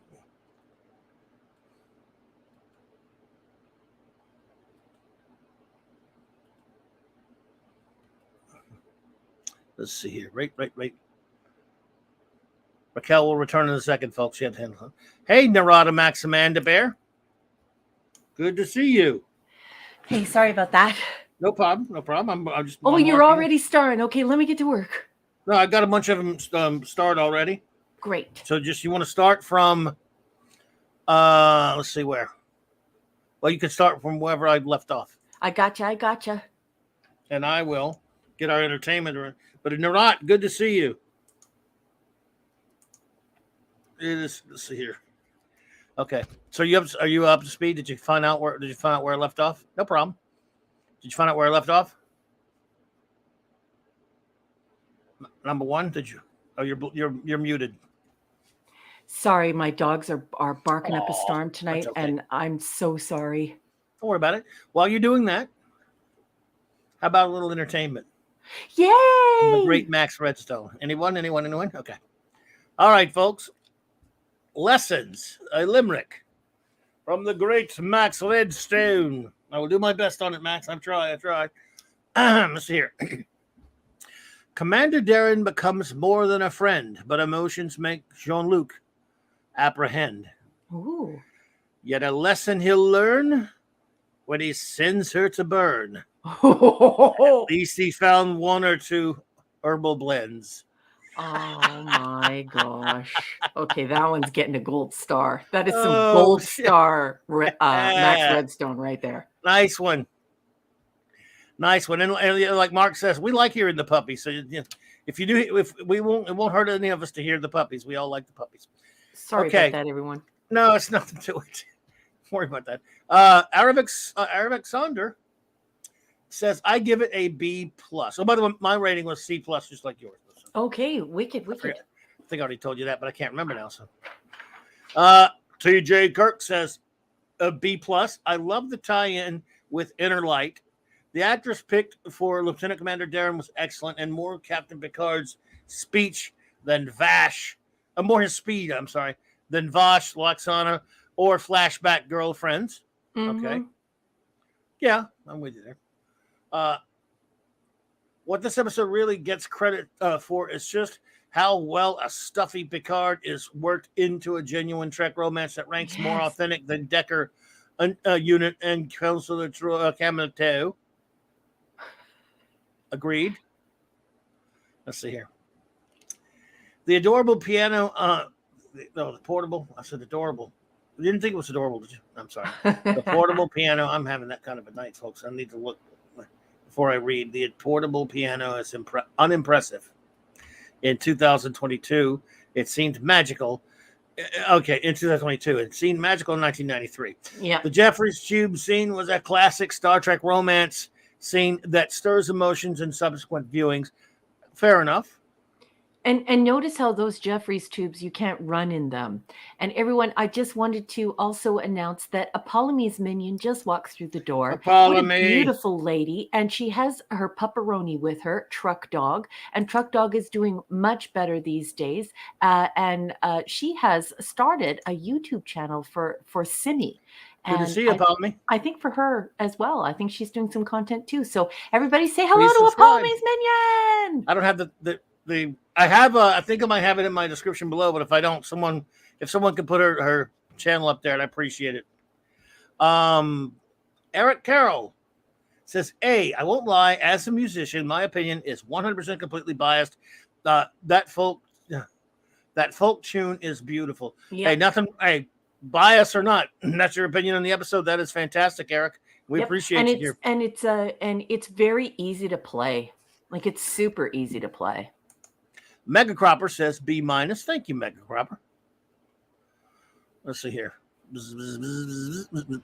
Wolfie says rating B. Turn out the lights. Oh, sorry. I thought you were doing Dandy Dine. Turn out the damn lights. I thought why are you singing Turn Out the Lights? Anyway. Wow, someone with a blue uniform who is a lieutenant commander. She's like the 4th highest ranking person on the ship. Mm-hmm. Is she? Wow, that's up there. Boy, these she was a department head, right? So she was brought in as a department head. Boy, these Jeffrey Tubes are getting a workout lately, eh? Yeah. Yes, it's very dear to me. It's very dear to me. Made by a civilization that died out thousands of years ago. It also has magic properties whereby it makes you shit yourself when you play a certain note. Oh, wow. Oh, so funny. Pleasant Valley says, well, I do not remember this much. Still, if Picard might get laid, I'll give it a B plus. I'd go A, but who in the hell in their right mind wants to see porno Picard? Well, you got me on that one, buddy.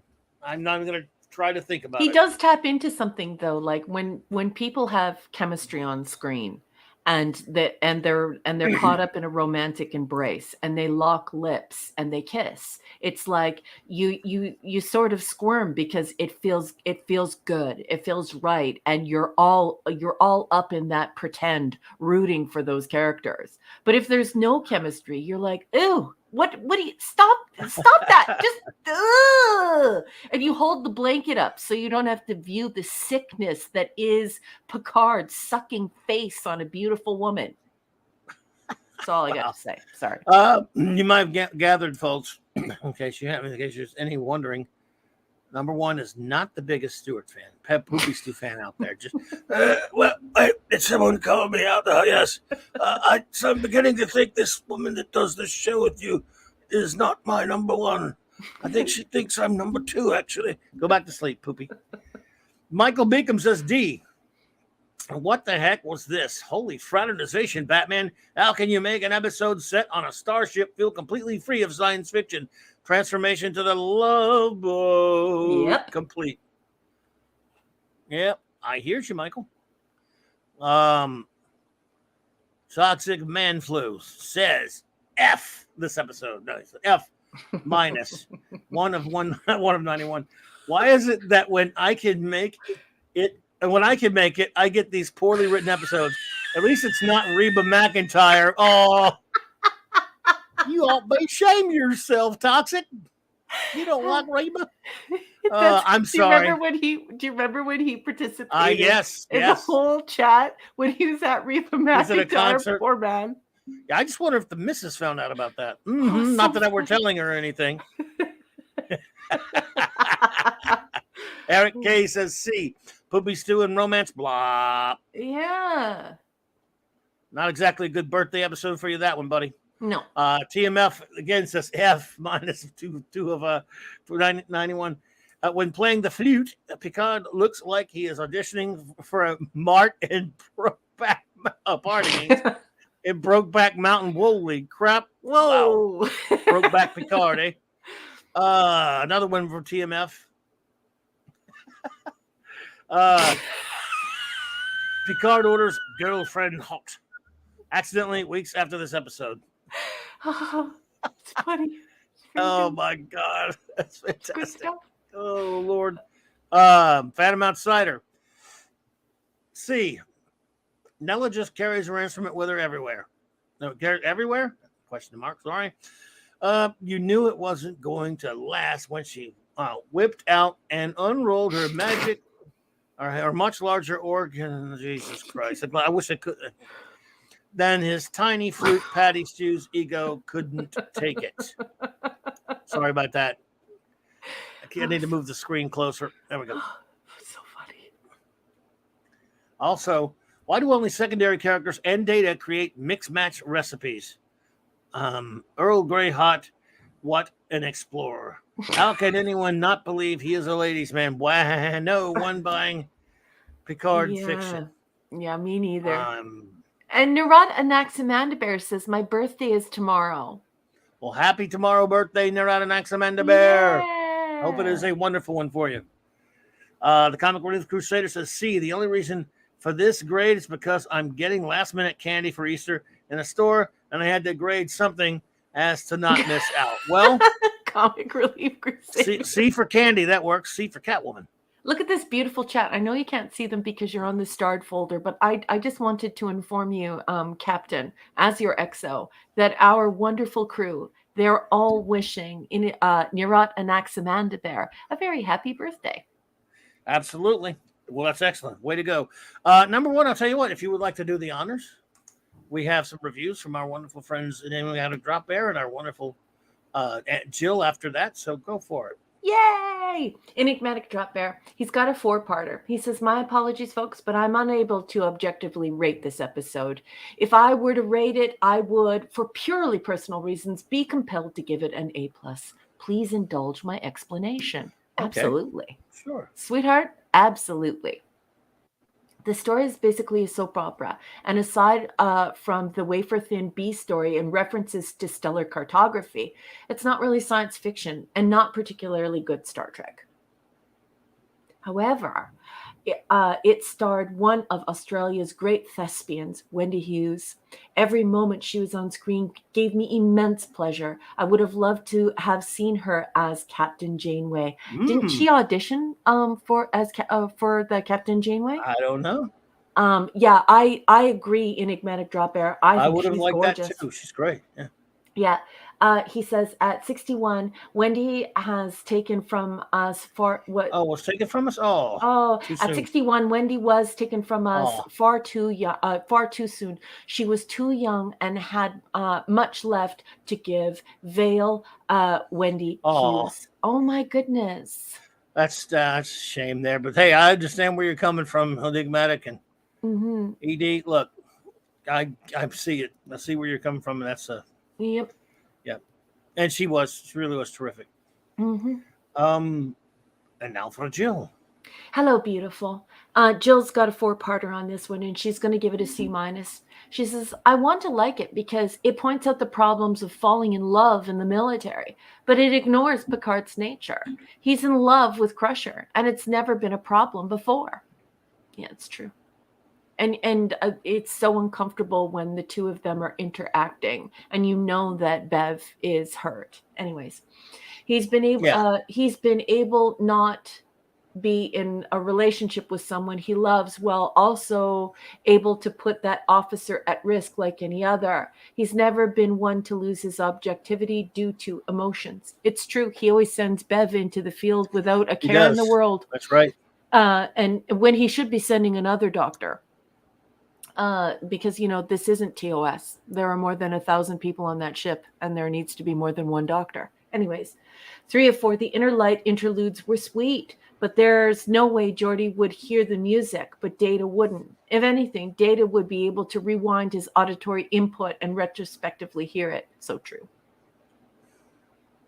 Darren does an exemplary job with her evacuation teams. For her stellar service, she must give up the best post of her career because P-Hard can't handle his emo's nonsense. I totally agree. Good point. James Caserta says, what emotions? Yeah, I totally agree, James Caserta. It's like, how could it? And the fact that he fails to make chemistry with this gorgeous woman who is, even if she's not your taste, I find her so engrossing, engaging, and so, I don't know, her love feels real, her presence feels real, and so when he falls flat, it's even worse. The great Kal-El says C+. Where's the Human Resources Department of the Enterprise? Yeah, where's HR? As captain, Picard should have known better. It was interesting for TNG to attempt to show Picard trying to reconcile his command responsibilities with his feelings for Nella, despite the lackluster performance by Patty Stew. Wendy Hughes, though, turned in a great performance in this episode as Nella's portable piano in this episode was really cool. This particular episode is a pass for me, though, when it comes to rewatching the series as a whole. I'm the same way. I respect that. This is good feedback, you guys. I like this dynamic feedback. Toxic Manflu said, so she didn't. I don't know what that's in reference to. I just like that he said that. I'm not sure. Okay. I don't know. Max Redstone says, D, we've already seen Picard in Love, and we've already seen the sequel. Can you see Commander Darren besting Vosh? Yeah. We don't like seeing the show very much anymore. With you. Wendy Hughes seems to be extremely warm-hearted as Nella Darren, the driven scientist by day, loving artist by night. The best part of the show was the duo from the Jeffries tubes. I tend to agree. The episode needed a Commander Darren Dr. Crusher cat fight. You don't have to sing it. You'd have to sing it. Although, if I had to assign a song to this episode, it would be 1976's Disco Inferno by the Tramps. Oh, burn, baby, burn. Wow. Burn that mother down. Oh, thank you, Max. The caboose now from the great chief engineer, Monica D with a C, B-. 3 out of 5 Jethro Tulls. It's not a flute. Yet a- Mark D with yet a another- C. Yet another, yet another character study with a sprinkle of sci-fi thrown in to the rescue. Yeah, scene. to rescue the Yes. scene. Yeah. Right. Nella is delightful and portrayed by a very good-looking redhead, which was always Well, nice. We love Mark that. loves his redheads. So do I. Where was the fight between her and Crusher over P Hard? Nuts that this relationship wouldn't be considered appropriate. Nuts that this wouldn't be considered appropriate. The captain can't be involved with the crew or other officers. Well, Robert April married a woman on his ship. I mean, I don't think there's any regulations against it. Picard even said so. And there are no regulations against it, dude. Touching a tie-in to the Inner Light, Picard's explanation on what it means to play was a highlight. And let's see here. UFO, a question of priority, did a much better job of illustrating the difficult choices a command would make when weighing the personal versus the professional. That's true, and Picard is no straker. No. He is no strake. Captain James C. Skywalker, little known fact, Picard failed chemistry at the Academy. I just had to make you read that because I love it. Well, are we ready to move to our next episode? You know what? We are. All right, here we go, folks. Yeah. Next up is The Chase. It is. Getting my notes ready.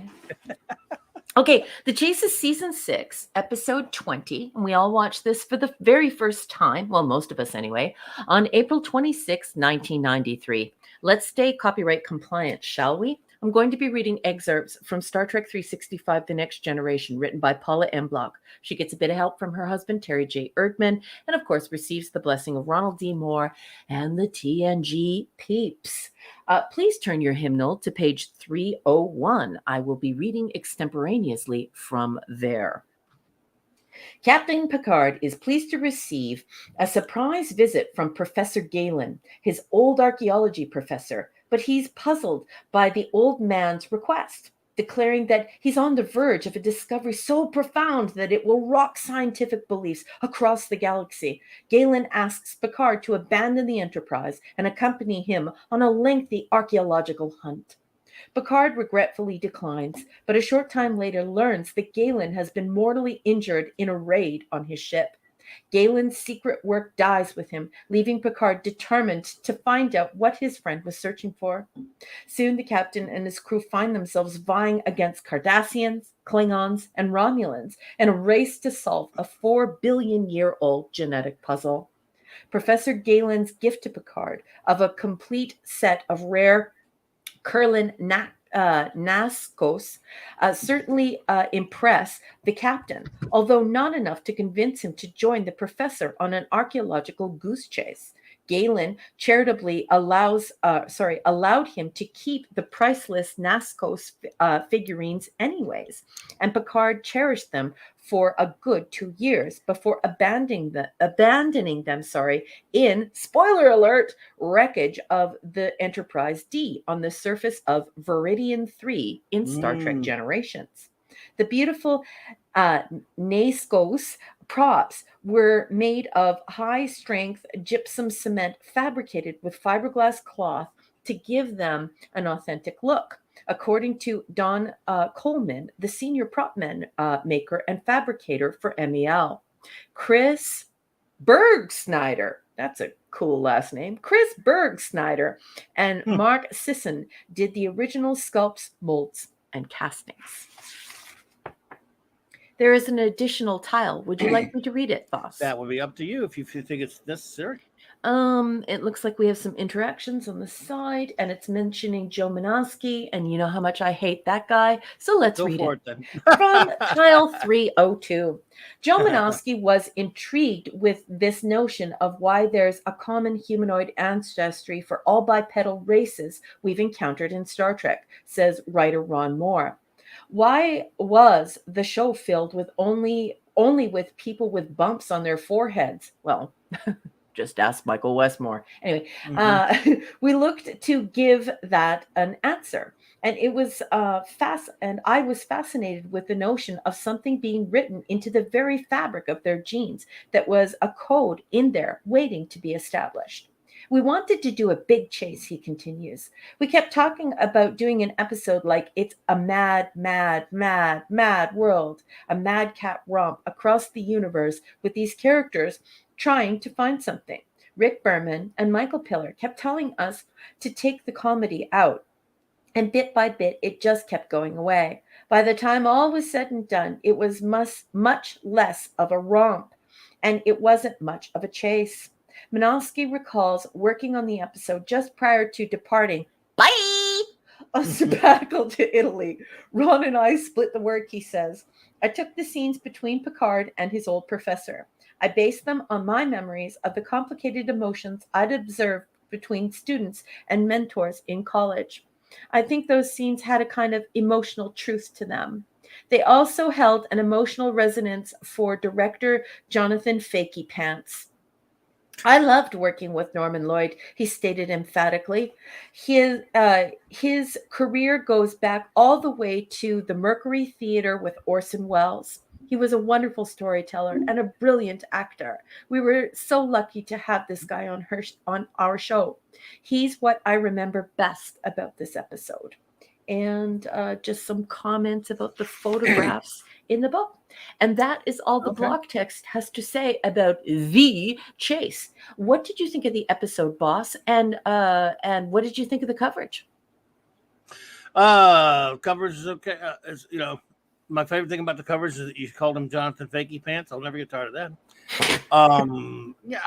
Norman Lloyd is a good actor, by the way. He was really good. Yeah. The episode's okay. I mean, at least I think this is kind of one of those episodes that was trying to be it fit too much into one episode. I think this might have been better as a longer story, or dare I say a two-parter. But I thought it was okay. At least it's an attempt to do something science fiction. I mean, at least it's being Star Trek. It's a great Star Trek. I personally don't think it's a great Star Trek episode. Maybe a lot of people do. I don't think it was bad either. There's some good stuff between Kirk and Kirk. How dare me? What's his face? Look, sorry folks, I just missed Poopy Kirk. Stew. I miss Kirk so bad. I wish we were watching original series episodes. Really I think there was some good stuff with him, and I don't know. I think it's kind of just an okay episode. At least it's what you're supposed to be doing on Star Trek. I'll give you that. Yep. And it's okay. I don't hate it or anything like that, but I'm not that super excited about it. I don't know about you. Yeah, I feel the exact same way. It's just sort of meh. It's not a bad episode, but it does have its faults. And the thing is that it's the succession. It's the way that the episodes are being written and broadcast. So it's just more of I'll talk about it when I get to my notes. Well, it just feels like more of the same.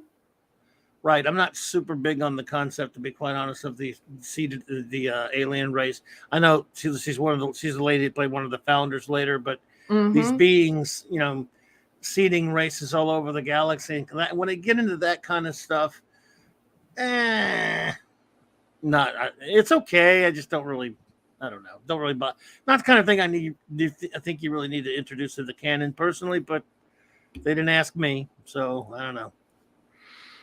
Yeah, I don't know. I think it's kind of weird, and I don't know what to say. I'm just sort of meh on this episode, and this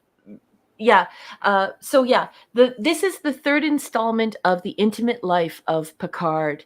First, we have him as hero, then we have him as romantic, then as student, and once again, a man of regrets and choices. So we see him as hero, romantic, student, man of regret and choices. And it's just like, okay, so how many different personalities does this guy have?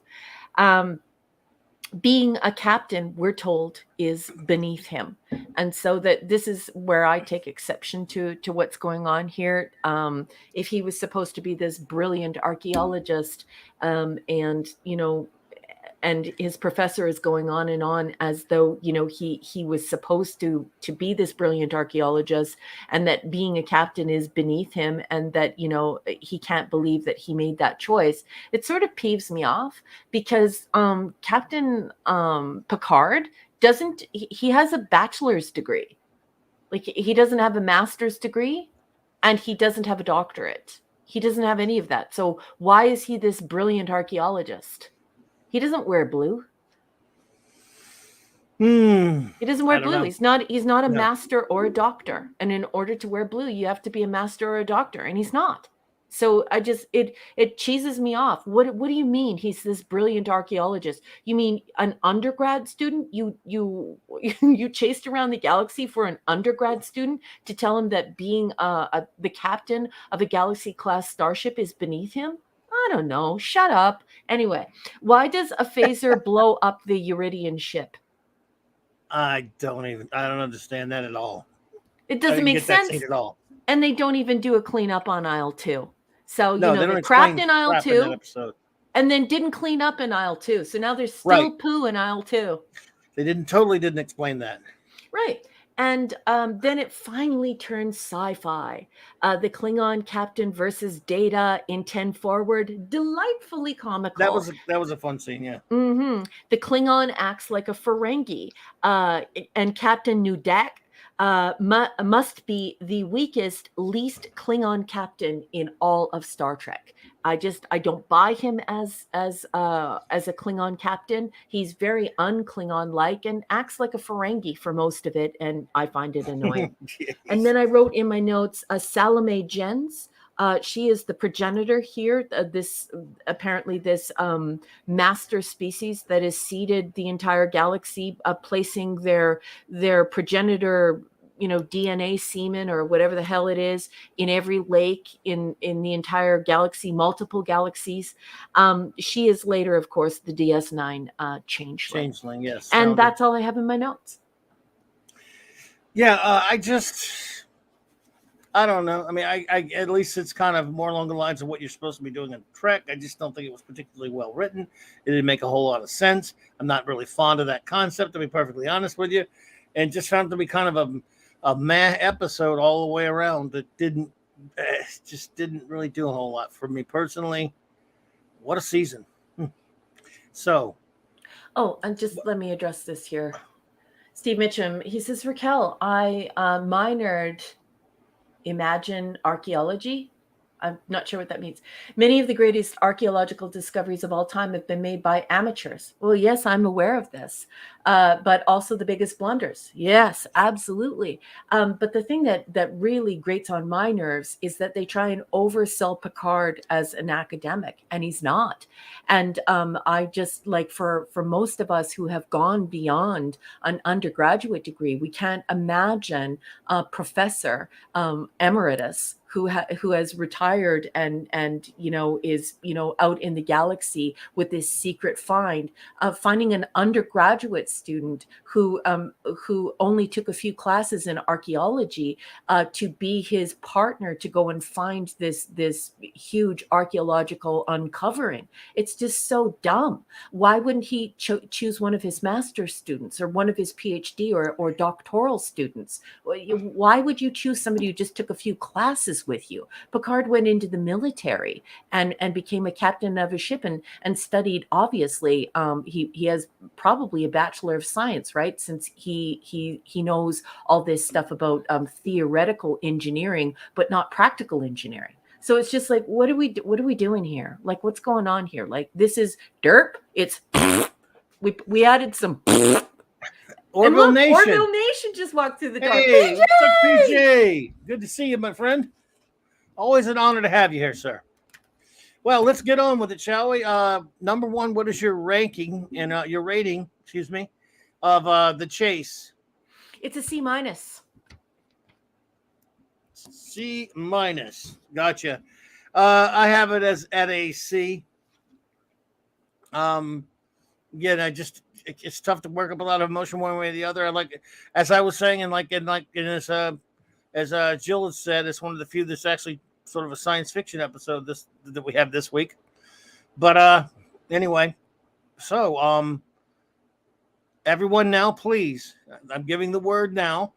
Chat, please give your ratings and any comments you may have about the chase.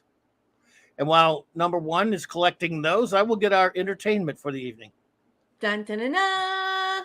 From the great Max Redstone, here's our limerick for the chase. Who's ready? Redry. All right. Okay, here we go. Again, the chase by the great Max Redstone. Here we go. Professor Galen board the Professor Galen board the Enterprise D to invite the captain for some archaeology. Jean-Luc feels like a prig for rejecting his dig to prove all species come from the same family tree. Oh, so good, so good. Oh, Bravo. Your lyrics are too good for me. I mean, too Love good them. for me to have me butcher them like that, Max. But thank you. Fabulous. Well done, buddy. Fabulous. Oh dear. Let's see here. All right. First up, JT Kirk, buddy. A+, a top 10 episode. I loved the Curlin Nescar reveal in the conference room. Professor Galen is one of my favorite TV TNG minor characters. Nice. Excellent. There you go. The premise of the story is weak for canon reasons. One would surmise the advanced computers of the future could have discovered this pattern long before a great chase. Well, could be. You could be correct, sir. The episode didn't get a good chance to breathe. I really wish this was a replacement for the ST Generations, film Regenerations, where Picard tosses the Curlin Nescar like a paperweight. Yeah. Or ST is, I can't say that. His erection. Well done, JT Kirk. I appreciate you. Eric Carroll says, B, I find it most exciting. It keeps my eyes glued to the screen. Well, that's all it needs to do then. Excellent. Thank you so much, Eric Carroll, for that. There's some trouble with Kal-El's posting. Just wait, please. Just wait 1 second as I star some other posts. Kal-El says, Raquel, I removed and then reposted the third part of my review. Please use the second version if at all possible. Both of those are up there, boss. Okay. Let's see here. You got it up there? I'll grab it. Kal-El says, I really enjoyed this episode simply for the premise it's based upon, not to mention how well written the story was, as well as its execution. The idea that Earth, as well as a number of different planets were seeded with genetic material is not a new theory by any means, but Star Trek presents its own version, which within the context of the story is completely plausible.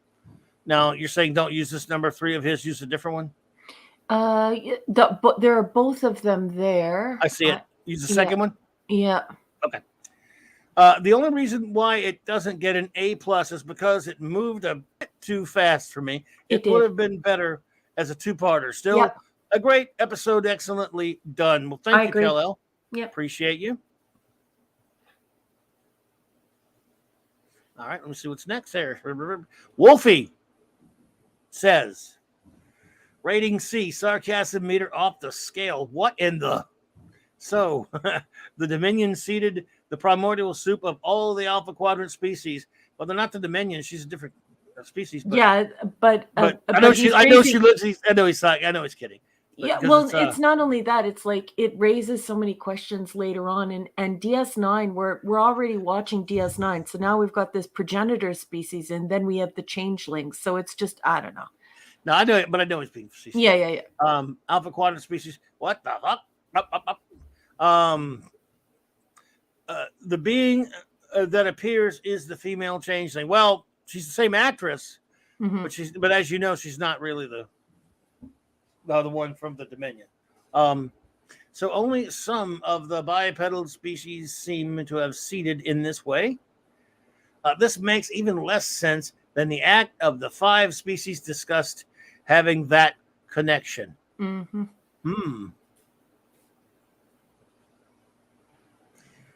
I think this is the first adult female Kardashian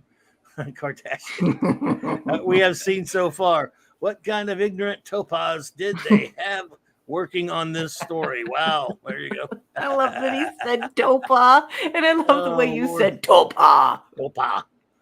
Topa. I like the guy playing the Romulan commander, by the way, because I've seen him guest star on old Doctor Who episodes. Right Yeah, now. he's a pretty outstanding actor. That guy's he's one of my he's actually in my all-time favorite Doctor Who episode. Anyway, Michael Beacom, C-. This is what you get when you have non-science fiction writers trying to write science fiction. Mhm. DNA, that's science-y, right? Norman Lloyd elevates anything he is in, but couldn't save this. Mhm. Thank you so much. There, That's an appreciate excellent it. review. Well done.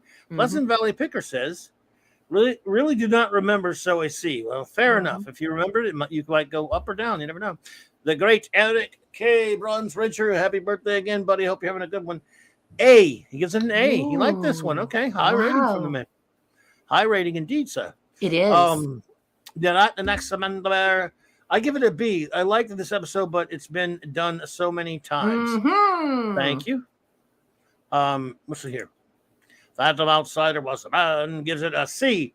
Apparently, the writers, in quotations, went to Blockbuster early this month. I didn't know there was one. Die Hard, rom-com, and Indiana Jones riddles. I know. Or they were indulging Patty Stew's self-fan fiction. Yeah. And this we could find the original creators. Yeah. Hang on. I love Phantom Outsider. Gonna find this other one here. Of Spurpies. Yeah. Did the Klingon ever give anyone the biscuit recipe? What about the races that didn't have clue DNA? Yeah. DNA? Didn't have clue DNA. Picard shows more of his sociopathy than valuable relic. Then the valuable relic? And not so in movie. Oh, yeah. Yeah, that's right. In the movie. People do. I forgot all about that. And that stupid Generations when he did that. And this episode should have been a multi-episode story with them finding clues during the season instead of solving it in one episode and no contact with Starfleet. No contact with Starfleet. Yeah, exactly. It was kind of weird. Eric Carroll says, 12 a.m. Happy Easter. Happy Easter to you.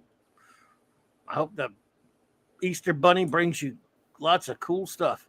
Yeah, and this I like that he raises that point because it's like you would just turn around and then say, hey, so we need to contact Starfleet because we need to know what's going on, why we have cancer. What happened with this cancer thing? Why do we have this disease? And what's going on with this disease and that disease? And what's going on with our genome? This would be a huge thing where Starfleet would be involved. So I absolutely love that these nerds and geeks realize that. D from Toxic Man Flu, 1 of 1. This episode confused Ken so much I was thinking Picard was Kirk's mother's cousin, father's uncle, former administrative assistant's archaeologist's girlfriend. Oh, you God, rock. I love that human. I love him so much. Well, we have now our communications officer, Jill. So if number 1, you would be so kind as to do the honors. Yes, my pleasure and an honor indeed. Antiderivative Jill has an Esh pick, folks. It's a 5-parter, and she's giving this episode a B+.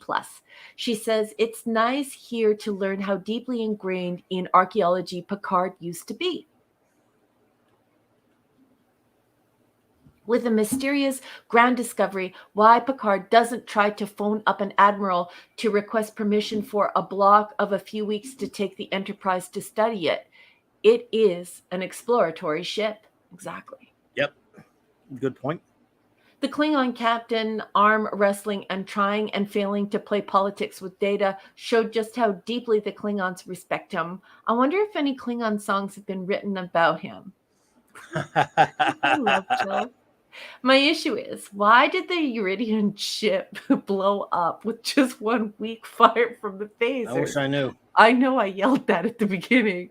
I kept expecting that to be explained. Me too!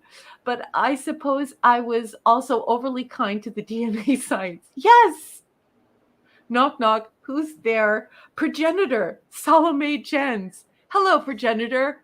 What up with cancer? Anyway, 5 out of 5. Somehow, many races end up involved as if this were the great race. Yes, like that American TV show. But it was entertaining seeing the puzzle come together and the real reveal as to why the universe has so many humanoid species. That's a great review, Anti-Derivative Jill. Thank you so much. Indeed. And now, Jill, excuse me. And now, number one, we have our great friend Enigmatic Drop Bear. Yay! 3 Steves, Q Raquel. Oh, these are the Steves I know, I know. These are the Steves I know. These are the Steves I know, I know. These are the Steves I know. There you go. They love that. That's my best Kids in the Hall that I could do, folks. They love it's actually supposed to suck that bad, the singing. I do apologize. They love it, and you know it. Come on, cut it out. Yeah. You have to listen to the original. These are the Daves I know, I know. These are the Daves I know. Enigmatic Drop Bear has a 3-parter. He's given this episode a B. He says there are a number of believability issues with the episode, but at least we finally returned to one of the basic tenets of good Star Trek, an allegorical story of hope and optimism. Good point. Absolutely good point. 2 of 3. The moral of the story, there is hope that someday we will be able to get along, is very simple. Unfortunately, the delivery here lacked nuance and the conclusion lacked finesse. I love Enigmatic Drop Bear. 3 of 3. Counselor Moose Knuckle. Oh, that was so Canadian of you. Enigmatic Drop Bear, you're Australian, aren't you? So Aussies also say Moose Knuckle. Canadians say Moose Knuckle too. I don't know where Americans say camel toe. I don't know where it is from, actually. I have no idea. Counselor Moose Knuckle was at her condescending best in this one. I love this. Providing Picard with unsolicited, gratuitous advice before she had listened to what he had to say. Fitting that he shut her up. I love you, Enigmatic Drop Bear. Mega Cropper says B. Thank you, Mega Cropper. And the Comic Relief Crusader says D. As I studied astronomy and astrophysics, panspermicide is always a silly idea, as DNA among various races in the galaxy are radically different with various genetic properties. Well, right? Okay. I'll take your word for it for sure. Not that I would know, but I'm glad you do. I know nothing. I know nothing. Max Ledstone says, C. Sigh. This episode has a good premise, but piss poor execution. It was a criminal waste of the tremendously talented Norman Lloyd, a man whose dramatic resume spanned a galactic 98 years. Yes, he was. And you spelled resume correctly. Amazing. I love you, Max Redstone. Oh, why wouldn't he? He's Max. Yes, instead of resume, he spelled it resume. I love you, Max. I like saying resume anyway because that's the way Carol Burnett did it on her. Yes, it's my resume. This episode, I miss Carol Burnett. I love her. This episode most definitely had its moments. However, these moments were high peaks separated by long deep valleys in between. This episode only gets worse. Mm-hmm. At the end of Star Trek The Generations, when Captain Picard decides that the photo album he probably got at Space Walgreens is more valuable than the work of the master of Tarquin Hill. I love it. We got to have a... I love him. Oh, Pleasant Valley Picker says, my cousin's wife has cancer. Please send prayers. I don't pray. I'm agnostic, but I will definitely send my love and my support.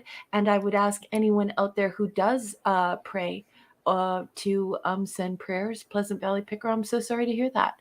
And Steve Mitchum, you're very welcome. I love you, Steve Mitchum. I hope you're having a wonderful Easter with your beautiful, exquisite, gorgeous little daughter. That can't. We haven't seen a review from Mark D yet. Mark D, you got one? Where is Before it? we move on. Enigmatic Drop Bear says, yep, I'm Australian. I picked up moose knuckle from you, Raquel. We use camel toe. Kangaroo paw would probably be better. That's great. Did we miss it? Or I don't think we No, missed it. maybe he stepped away for a minute. I'm He's not there, sure. so we'll wait for it. But I've been strange. watching the Yeah, I know. chat with hawk eyes. Yeah, you have. I don't know. Oh, Mark D with this, he says, on the way, 1 minute. Oh, okay. No hurry, dude. I'm just checking him. Yeah, I love you, Max Redstone. You rock, Max.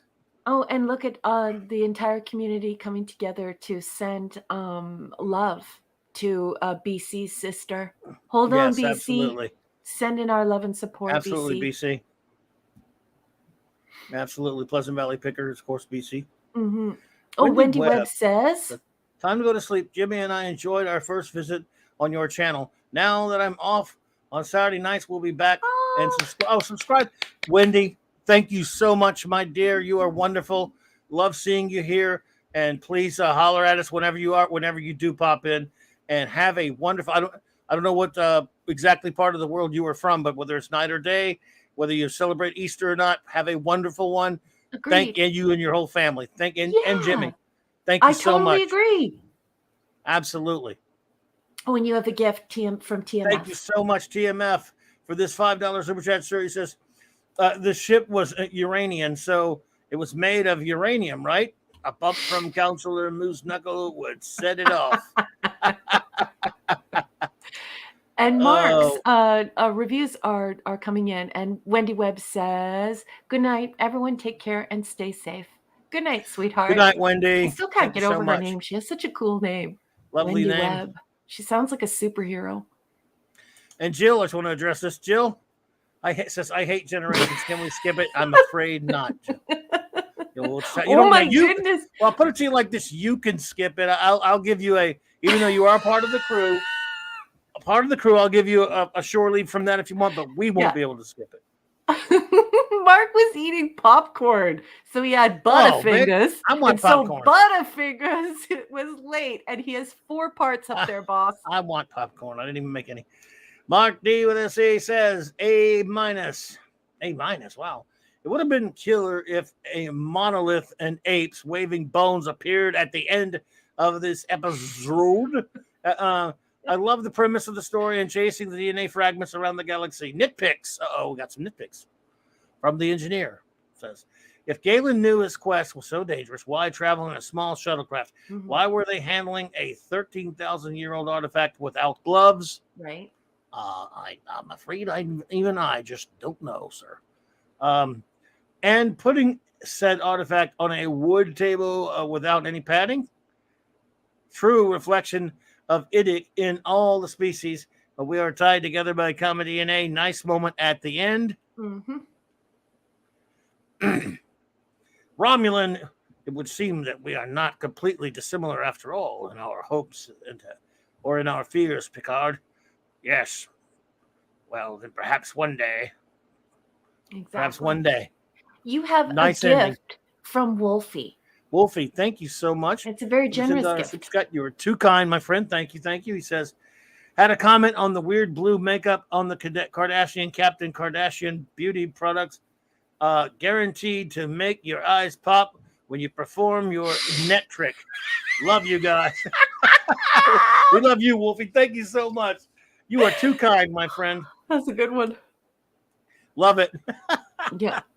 Oh, we have the best. I always thought it was weird that the Kardashian ladies, that's where they put their makeup, right? That's where they put their eyeshadow, is in their little door keyhole in their forehead. I guess. We have the best chat. You guys are great. So are we ready for our final episode of the evening? Dun dun dun dun. Is we ready? Dun dun dun dun dun dun dun dun dun. All right, everyone, we're ready for our last episode of the evening.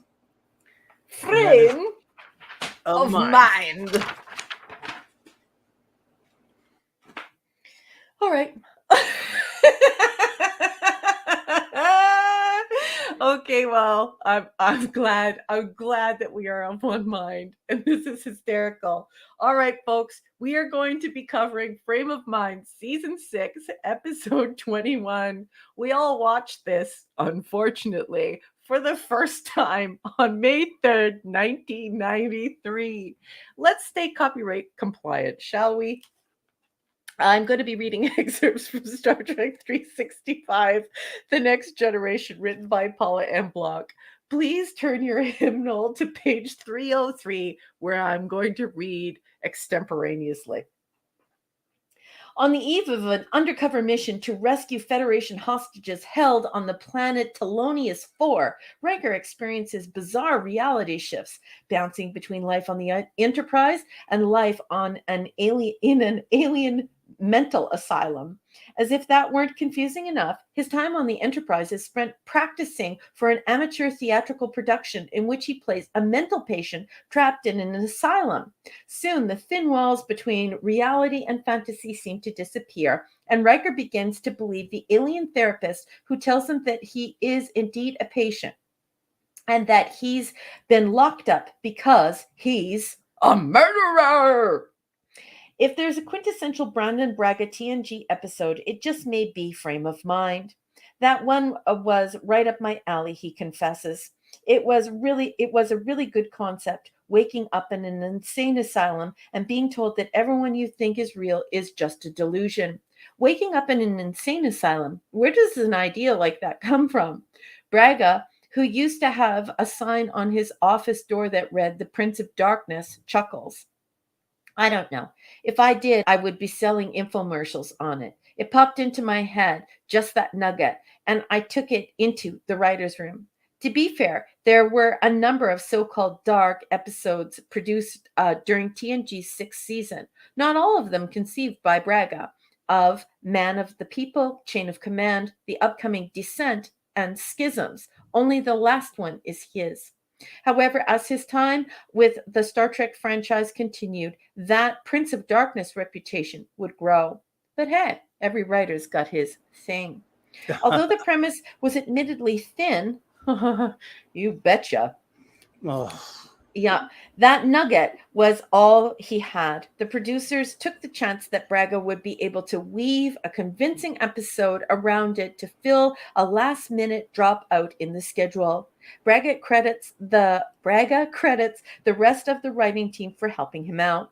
No one really went off and did it, he says. The initial inspiration here may have been my own, but we all contribute to the success of each other's episodes. Ultimately, it was a very complicated story, which took Riker down several different avenues that might have been real or might not.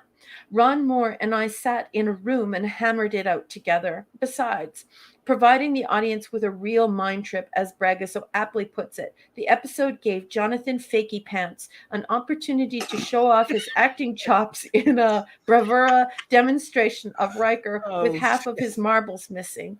I thought it was the best episode, offers Braga, a real tour de force. Oh, and that is all the block text has to say about Frame of Mind. What did you think of the coverage, Captain? And what did you think of the episode? Well, since I wasn't paying a lot of attention before I watched this episode, I didn't realize it was Braga because I didn't look at the credits. Okay. Now I'm going, well, that explains a lot. So thank you, block coverage, for telling me what I just should have known from the beginning. This is so Brandon Braga. Yep. Oh, good God, this episode is I can't really decide what's worse. His crappy acting. He's better when he's trying to be when he's acting like he's an actor. Yeah. Those scenes, and he's like, no, you can't act. Don't play an episode where you're trying to give a convincing performance for something when you're just not capable of doing it. Just the story makes no friggin' sense. Again, it's not a science fiction. This is not Star Trek. It's not. This has nothing to do with damn Star Trek, and it's not only is it not Star Trek, it's not compelling television. It's nothing. It's pretentious drivel that makes no sense. He never explains anything. He never tells you how anything really happened. You never really learn about how he ended up in the damn insane asylum. They think they're being clever, blurring the lines between reality and is he really there? Are we in his mind and all this stuff? Look, leave the intelligent stories like that where you're not sure what reality is to The Prisoner into the Twilight Zone. You can't Mm-hmm. do it. You can't. Brandon Braga and Johnny Fakes, you can't do it. It's pretentious pap when you try it. Mm-hmm. And that's what this episode is. It's I boring. agree. It's and it's really, to be honest with you, it becomes kind of so boring you almost don't even care. You're like, yeah, I get it. We don't know we don't know if it's in his mind. We don't know where he is. We don't know what's real. We don't know, and I don't care what's real either. Yeah, and just the acting is just so bad that it makes the whole thing that much worse. I mean, some of his acting was Lazarus level bad. Yes, yes, absolutely. We could, yeah, I don't know. It's just, and the story's useless trash. Again, why is this a Star Trek episode, Brandon Braga? Why? Yeah. What makes this Star Trek? You got me. It's just, oh, I mean, yeah, maybe there's some worse ones. I don't know, but this is the worst one I've seen in a while, or had to Yeah. sit through in a while. I don't know. That's a lot of comments. That's a tough thing to say because there's so many really garbage ones. But this one's annoying. It's Yep. pretentious. It's badly written, and the acting is it's embarrassing. Why don't you waste it again? You can say, well, yeah, another not so good episode. Yeah, but could we have done? You wasted. You took up the time that could have been spent making a good episode. It's true. You jerk offs. This sucks. It's true, and the thing is that it doesn't even match the tone of what Star Trek is. So, okay, so you wanna color outside of the lines of what Star Trek is. You want to push Star Trek to be a little this or a little that, and so yes, exactly. Thank you for the Clawbony. That's fine. That's fine. But I mean, this is not coloring out of the lines slightly to stretch and to make the show something more. It's completely divorced from the show entirely. There's nothing about this episode that says, "Hey, this No. is Star Trek." It's not even science fiction. And as Jill pointed out, it's not even science fantasy. It's just science And nothing. it's just nothing. It's just a giant bag of poo that is going to probably clog up the poor Clawbony. Thank goodness. The Clawbony was engineered by one of the finest engineers out there. Great hungry boy. It's trying to be psychological drama. I get it, but who cares? I mean, I don't really think I need that from. It's another one of those things. They're really good at making episodes that I don't go to Star Trek for. Mm-hmm. And that's why it sucks. And one of the reasons why it's like, this is not really what I sign up for when I want to watch Star Trek. Mm-hmm. No, it's true, and this episode is very revealing. And when I get to my notes, I'm definitely going to talk about that. And Pleasant Valley Picker has to go to sleep. All right, Pleasant Valley Picker. Happy Easter, sweetness. Be good, Pleasant Valley Picker. Great to see you, my friend. And I hope you have a wonderful holiday. Yes. Maybe he's just telling us we're being boring because he likes this episode so much that he's bored with us trashing it. That could be it. Picker, have a good one there. Anyway, okay. Well, notes. So my notes are this, and this is what I wrote down. Pencil and paper, folks. I've always thought it was weird and distracting that TNG overplayed the talents and interests of its characters. All of the characters are astronauts, leaders in the military, experts in astrophysics, diplomacy, piloting, tactical, engineering, combat sports, leadership, exobiology, archaeology. They're gifted musicians, dancers, fencers, English show jumpers. They are gifted thespians, painters, singers. It is made clear they don't dabble. It is most pronounced in Picard, Riker, Data, and Beverly. Sorry, Pleasant Valley, I misunderstood you. Sorry, he said never said goodnight. Oh, he said sleeping now. I think he was just telling us we're boring. Oh, sorry. Okay. It's healthy to have a few areas of expertise, but no one, including Picard, Riker, Data, and Beverly, is Einstein, Hawking, Mozart, Michelangelo, Kasparov, Salk, Faraday, Galileo, Newton, and Da Vinci all rolled in one. The writers take the actors' desires too far in these scripts. Kirk, Spock, and Bones were more educated than anyone on Enterprise D. And yet, There was no singing, no dancing, no painting, and no histrionic plays with screaming and yelling. Pike loved riding and loved command. He was a real military guy. Kirk, he loved riding, academia, and chess. We know that Kirk is a full on academic. We know Spock was a musician. He loved academia and he loved chess. But these chief characters, Picard, Riker, Data, and Beverly, have so many interests that they are preternaturally, prodigiously gifted at that it's annoying. Like it's stupid. It doesn't suspend my belief. Like, look at all of the things that Picard does, who he is, what he does, and all of his interests. And this is a lot for somebody with only an undergraduate degree. And look at everything that he does. I mean, is there nothing he can't do? It's stupid, and I find it boring. I liked this episode better in Total Recall. And I put, Will would likely never fully recover from this type of extended torture and brain damage. And so those are my notes on this episode. And I really like, even if you like this episode, I want everyone to have a think on this, that these actors and actresses are actively going to these show writers and saying, look, Gene Roddenberry is not here anymore. I want to do this with my character. And so they wind up being the best at everything. They don't even have like little things that they dabble in. They're the best at literally everything they touch in all aspects of life. And it's so stupid, and it doesn't work. What it does is it convinces me that they're not good at any of those things, and that they're just asking the writers to make them that way. I never had these questions when I'm thinking of Kirk, when I'm thinking of McCoy, and when I'm thinking of Spock. I don't have any of these questions. I don't think to myself, I wonder if he's also good at fencing and English show jumping, and if he's a great musician and a Shakespearean actor and a painter and a singer. And no. Well, what is your rating of Frame of Mindlessness? Frame of Mindlessness gets a D- from me. Okie doke. Well, I've given it an F. So F it.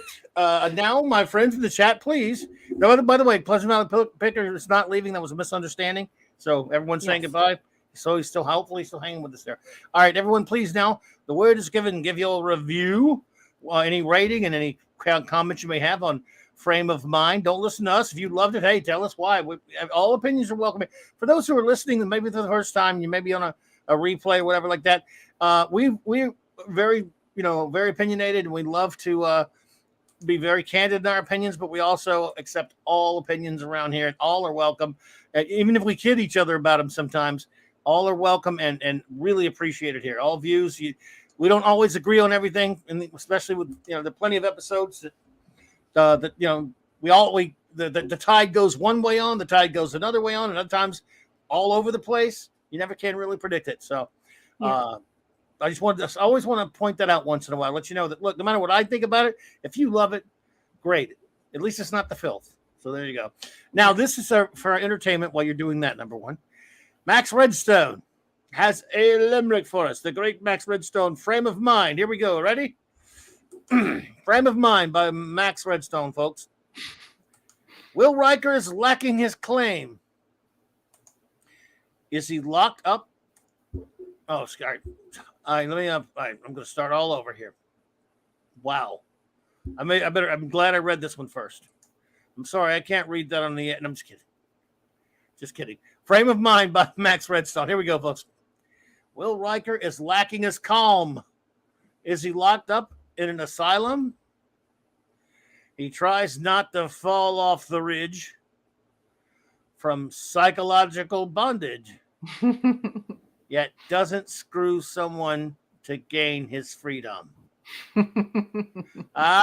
Reference to the episode of Phoebe Newworth. Phoebe Newworth. That's a good Max, dude. I love Max. Classic, brother. That's James sort of says he's a Marty Sue. Okay. JT Kirk says C minus. Just a bad episode. Start the CLOBBERIN. But people are too harsh on this episode. We can salvage this in the service of retconning all of the filth as bad Decker unit delusion. I'm all for it. This episode would be a great candidate for one of those hilarious Mark D with a C shorts. Supercut shown to the Friends intro theme, and it would improve things greatly. Mm-hmm. Well, he will take it under advisement, I'm sure. Mega Cropper says a C. Mm-hmm. Thank you, Mega Cropper. TMF says Z minus. Oh, man. What in the hell? If an episode ever reflected the dysfunctional horror that was my second marriage, this flaming bag of poo somehow called Star Trek is it. Yeah. Yes. Right there with you, sir. Imagine seeing your XO, who's supposed to be like this, like the best pilot in Starfleet, and he's also supposed to be like this human resources marvel. Like he's really good at getting people to get along, and he's really good at delegating. He's like one of the best people to work for in all of Starfleet. Plus he's like a star athlete. Plus he plays the trombone. Plus he's really good with women. And then on the weekend, you go into this suite and watch him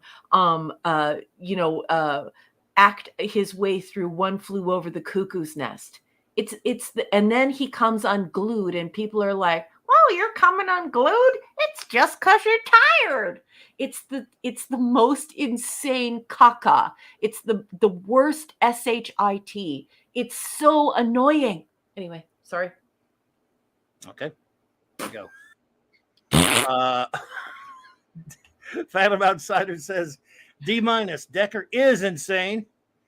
He also is a murderer.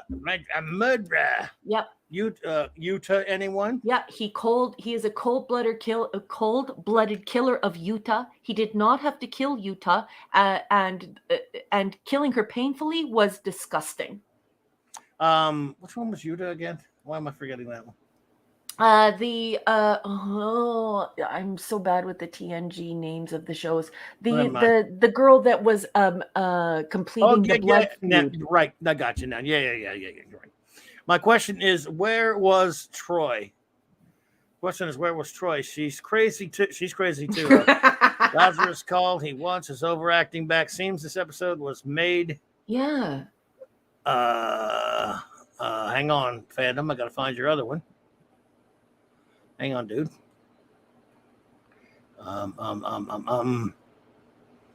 Was it good? Oh, here we go. JT Kirk just typed into the chat Utah and the clan of cholesterol. Oh boy. To say whatever happened to that first officer who would let the captain go on away missions when the last 3 episodes were all captain episodes. So of course he's insane now. ESP after not hitting. Especially, I think he means after not hitting Nella. Nella. Oh, hitting. Gotcha.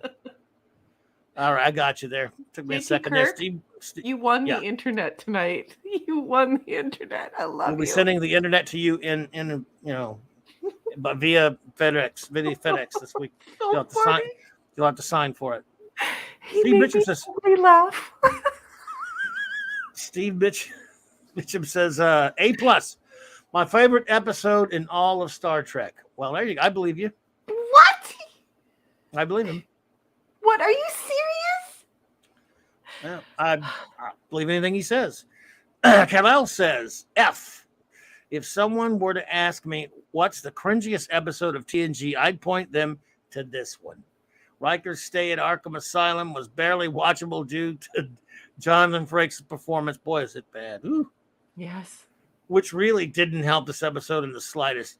Easily one of the worst episodes of the series. I totally agree. I concur. Boss man, I beg your pardon. Please excuse me. But our good friend Steve Mitchum, I think he's going to bow out. He says, I never did make it to my computer tonight, but it's time for me to say goodnight, folks. All right, buddy. Engage. Good night, man. Happy Easter, sweetheart. Have a wonderful Take time care, with buddy. Maddie. I hope she goes on a little Easter egg hunt and just smooch her whole little beautiful face for me. And take care. Thank you for being here, Steve. Talk soon. TOS was flawless other than a half dozen bad episodes, says Pleasant Valley Picker. Pleasant Valley Picker. Your review? I just want you to know that TOS is flawless until the corporation took over. Okay. Let's see here. I'm trying to find. Oh, there we go. Max. I found Max's number 1. Here you go. Max Redstone says F, bomb, and a chicken, and a no, and another stop. Symbols. Radioactive biohazard. This episode sucks. It sucks. But does it suck? Hang on. We're not ready. Not done with Max yet.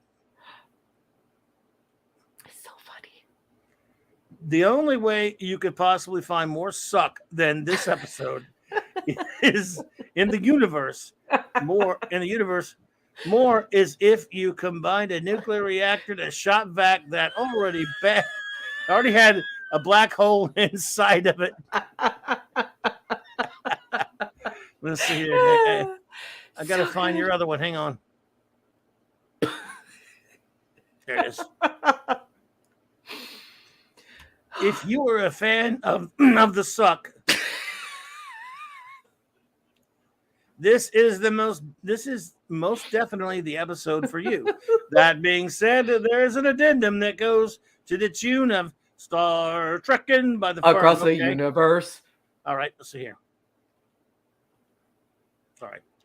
Star Trekking across the universe. On the Starship Enterprise under Picard smirk. Oh, I wasn't ready for that. Under Picard smirk. Star Trekking across the universe. Well, they going forward because Deanna wants to twerk. Oops, sorry. I can't do that one. I can't do it the way the firm does it. Sorry, but I tried. Nice one, Max. Jesus Christ. So funny. And you did such a good job. Oh, I was terrible. Especially on the part where I was supposed to. I can't do that. There's loonies Thank you, on Max. the starboard bow, starboard bow, starboard There you bow. go. There's loonies on the starboard bow. Love it. Nice. See, you could do that part. It would be perfect. Eric Carroll says B, the Twilight Zone meets TNG. Yeah. There you go. And Twilight Zone laughs its ass off at TNG. In my opinion. Michael Beacom says D-. Your graphic missed the most poignant entry, Buffy Summers. Yeah, I remember that Buffy episode. They did that too. Buffy the Vampire Slayer showed how to do this right. That was a good one. Episode normal again. Not filth bad, but not Star Trek. Agreed, sir. And that was a pretty good episode of Buffy. Braga the Prince of Darkness. Yeah, yeah. Braga the Prince of Darkness. Yes. No disagreement here. So friggin' derivative. I expected his therapist to start going, we want information. Information. Like, you won't get it by hook or by crook. We will. Oh, who are you? Love the prisoner. Then you number 2. Who is number 1? You are number Riker, and you're not number 1 anymore. You're number 2 yourself. Your directing is number 2. I love Michael Beacom, especially because he loves the prisoner like we do. Yeah, the prisoner rocks. Love it. This episode would be good on ST. Would be good. Well, compared to the STD, it would be for sure. But yeah, it's terrible. You just received a very generous gift from TMF, so it's in the starred folder. Okay. You want to read Jill's? Well, actually, I have some starring to do with Enigmatic Drop Bear and others. So if you wanted to take care of TMF, I'll get this stuff starred for you, boss. Okay, I'll go take care of TMF. You do that. TMF, thank you so much for your $10 super chat. You were too kind, sir. Very generous. I appreciate it. He says, I take it all back. You two singing reminds me of the horror of my second marriage more than this episode of TOS. Thank you both for restoring my faith in Star Trek. Hey, I love you. Just what if we were singing as well as Reba? Oh, and he's thrown a tip on top of the generous gift. Oh, you're too kind, sir. Thank you so much. I gone back in time to the Reba concert. We were all thoroughly Ouch. entertained by your pain that night. We love you, Yes, TMF. that was fun for us, not so much for you, buddy. Yeah, it's Thank you terrible so for you. much. Eric K gives it a D. There you go, brother. Toxic Man Flu says Z minus. Seriously, John Frakes pleading his case felt like divorce court of a mentally disadvantaged of the mentally disadvantaged. Not even Lazarus falling off Counselor Moose Knuckles Aquanet hair could save this ship. You're the best. I agree, Jill. Max Redstone is a genius. He also said Z minus. At least I didn't have to pay this episode alimony. I am bitter enough without that aggravation. I love it. Oh my God, I'm crying on this side of the computer. Nephew or something. Ned Anaxamandabear says, I give it a C. Not a big fan of these types of episodes. However, I have to disagree about the crew being experts in all that they do, in all that they do being a bad thing. It's part of the optimistic utopia of Trek. But is it though? I mean, I accept your answer, but is it though, to the point of being incredulous? Because we never doubt the abilities of Kirk. And Kirk doesn't fence and play flute and it isn't an Olympic English show jumper with his own saddle and is in fencing and, and has all, and is an expert at wine and archaeology and all these things. We're never challenged to believe that he isn't this incredible person. Kirk is just Kirk, and he's just awesome sauce right out the gate. Do you know what I mean? Anyway. Well, here we go. But I appreciate that one. Thank you so much. Yes, exactly. Absolutely. And let's see. Wolfie says, rating C minus. I still don't know how this ended. What really makes me pause is Dr. Crusher managed to repair his long-term memory. Yeah, it didn't end. There was no answers. That's one thing. If you're gonna be bad and confusing, it just makes it worse. Mm-hmm. WTF? So, like, you put more crap in there? Yeah, I mean, no.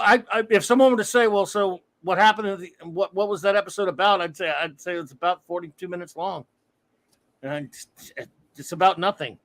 It's a tale told by an idiot, full of sound and fury, signifying nothing. It is zero.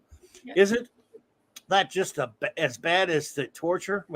Isn't that just as bad as the torture?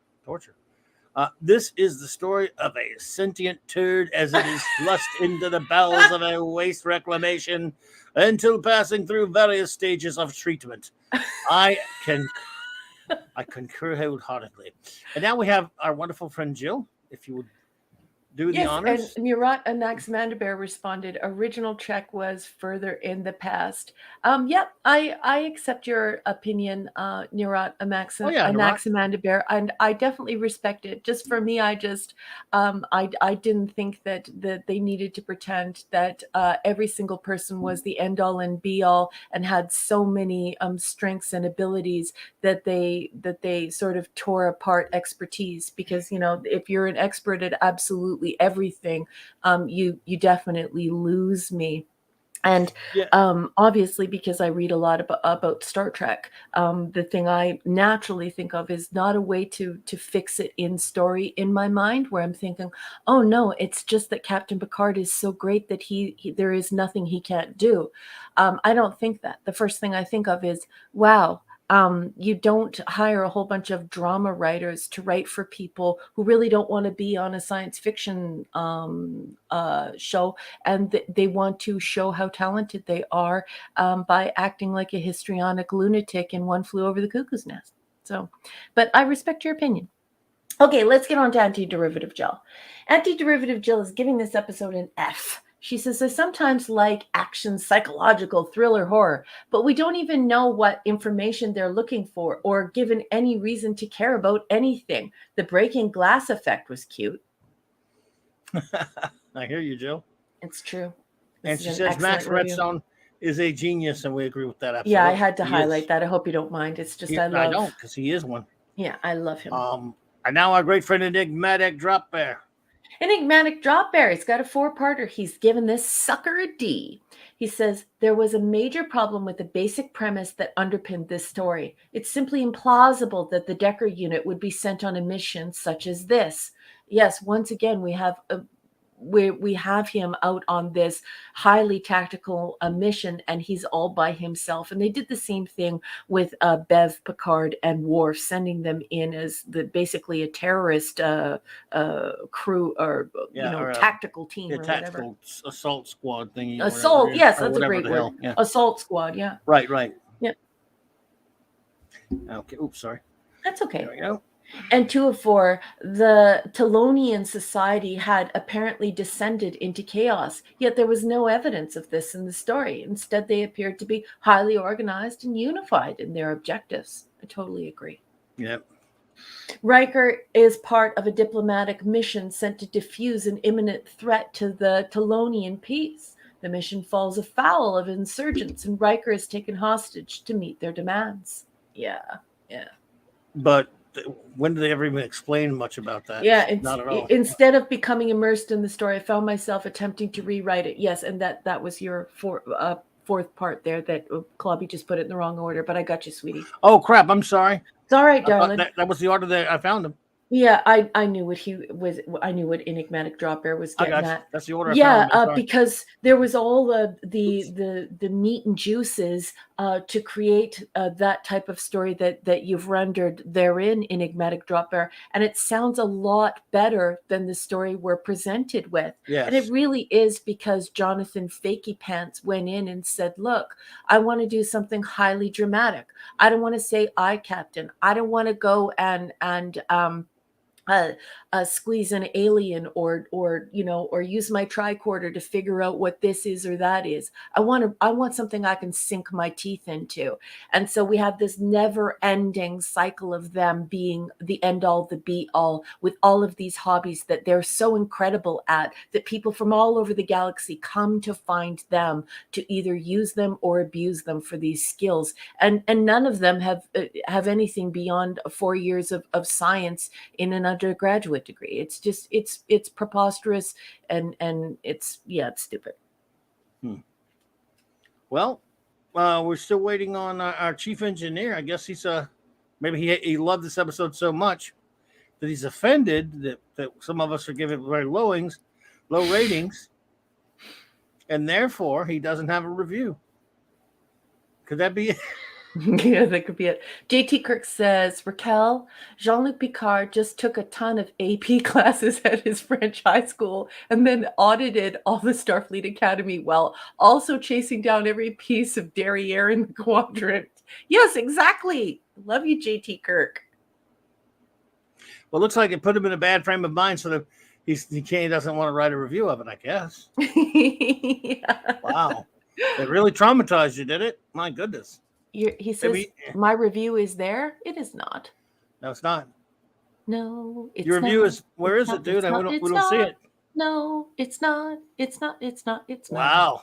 No, it isn't. It really isn't, dude. No kidding.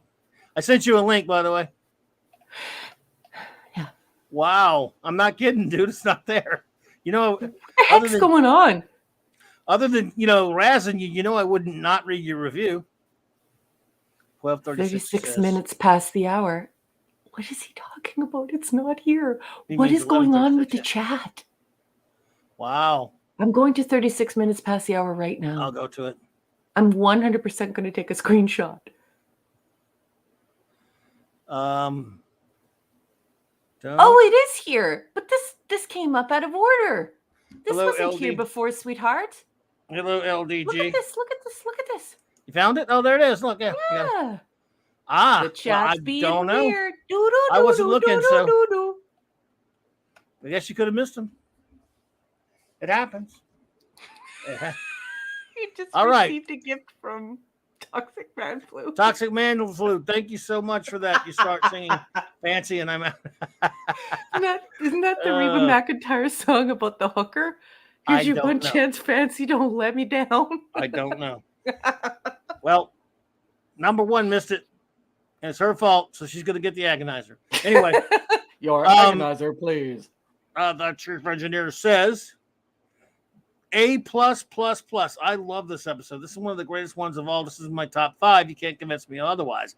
Brilliantly written, brilliantly acted. I think Jonathan Frakes deserves an Emmy for this incredible story. Brandon Braga should have written every episode of Star Trek, and it would have been this good. Truly, a taut, suspenseful thriller that kept me on the edge of my seat. This is pure Star Trek at its best. Gene Roddenberry could have only aspired to write Star Trek this well, says Mark D with a C. Imagine Asimov or the boob grabber being in with Braga when he wrote this story. Could you imagine how the boob grabber and Asimov would have responded to this script? Oh, Nirat and Anaximander has sent you a gift, boss. Thank you. I'm going to read his real review in a second, folks. But Nirat, thank you so much for that. He says, I'd like to recommend everyone take a second look at Lower Decks.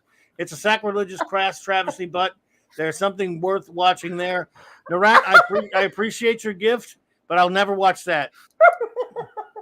What are you laughing at? Just I would never ever watch that stuff. I would never watch it. It's still part of the filth, but if if you enjoy it, hey, all opinions are welcome here, and I thank you for that. You just received a gift from TMF. Thank you, TMF. Whatever Mark is smoking, I need it. But I thank you. Look, hey, Nirat. There's Mark. I'll read your review in a second, dude. I really do appreciate that. And by the way, at least look, I don't even take that show seriously like I do the other ones, because I know it's just a cartoon comedy.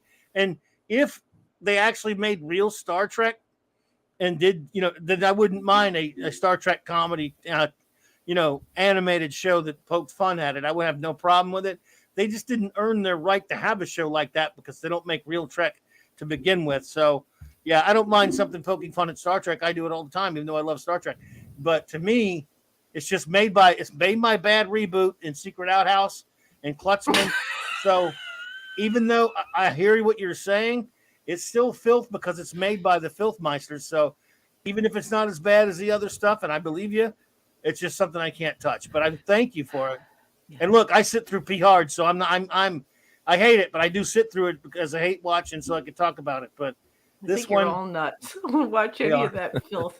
Everyone's asking me who the boob grabber is. Yeah, it's my Harlan fault. Ellison. Hello, when everyone. He won a major science fiction award. When he went to go on stage to accept his award, the person who handed him his award was incredibly attractive, and so he instead of reaching out for his award, he just reached out and grabbed her boob and got himself into a lot of trouble and had to apologize. He claimed he knew her very well and was just a joke and didn't mean anything by it. That's right. Yeah. Anyway, I since I accidentally messed up your. Oh, you said how awesome I love this review. Yeah. I mean, this episode. Hey, wait, guys, wait a second. The Comic Relief Crusader says, "Was mine skipped? Did we read his? I don't know. It wasn't skipped unless you skipped it by accident. I mean, no, you guys, this whole thing was stars. So you didn't see mine? Mine was out of order. Yours was out of order, so that makes sense weird. To me. That happens sometimes. I wouldn't skip it unless we didn't see it. Maybe sometimes I'll tell you this about a review. Sometimes Comic Relief Crusader and others, most people, if they put the rating at the front of their review, and I don't know if you did or not, sometimes they'll just start saying a bunch of stuff and they'll put a rating at the end of what they wrote or something.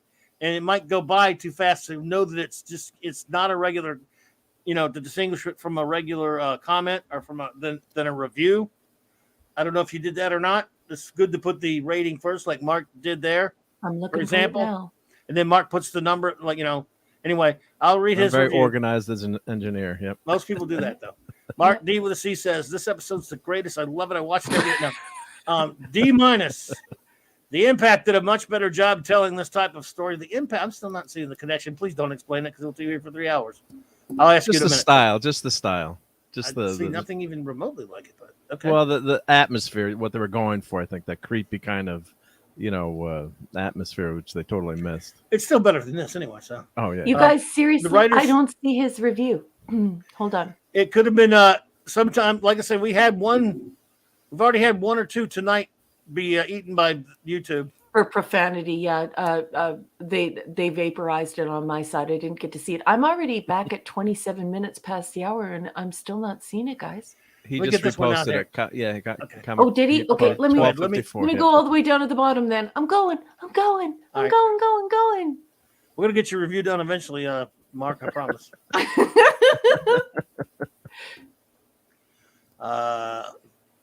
What's happening? I'll try to find it if you want. Oh, and you're getting lots of gifts here. Oh, that's nice. Oh my goodness! Like the whole chat is filling up with gifts. Okay, thank you. Thank you all so much. All right. Let me go find. Let me go find him. Well, I'm at the bottom and I don't see it. Got you. I got you, sweetie. I found you. Go to the star tab. Poor old Mark will have to wait some more. I can wait. That's fine. Yeah. Okay. The Comic Relief Crusader says A++. Suffer Decker unit womanizer as you join the lives of Suffer Decker unit womanizer as you torn the lives of countless women in the galaxy, you male hussy. Turk you will never be. That's true. That is for true, as the kids would say. All right, let's see here. Mark D with a C says, "Let me let you do it since you're a special guest." Oh, I guess. Yeah, sure. Go for it. So a D-. Yep. The empath did a much better job telling this type of story. The writers thought they were being too clever, but there are no surprises in this episode. True. As an audience, we were never fooled. Plus, where's Beeb Newer for some fun alien scenes? Portraying a descent into madness? Yeah. The Deca unit is no Jack Nicholson. It's true. Only positive is better than the Troy solo episodes. Oh, yeah. You do a much better job reading Troy's my stuff. tough. Yeah. Max Her Redstone, moose knuckle is tough. Max Redstone says, Alex Klutzman says, this episode, good. Riker #1. I can only imagine. I think at the Thank end you, of this, Max Redstone. What's that? I would say we're like they probably thought he did like a tour de force that everyone I can just imagine on the set, everyone clapping and going crazy for this performance and like just saying how wonderful he was and everyone's gonna love this episode and how fantastic. Yeah, let me do these real quick. Oh, we have more Jack Nicholson coming up from Eric K. Okay, well let me okay.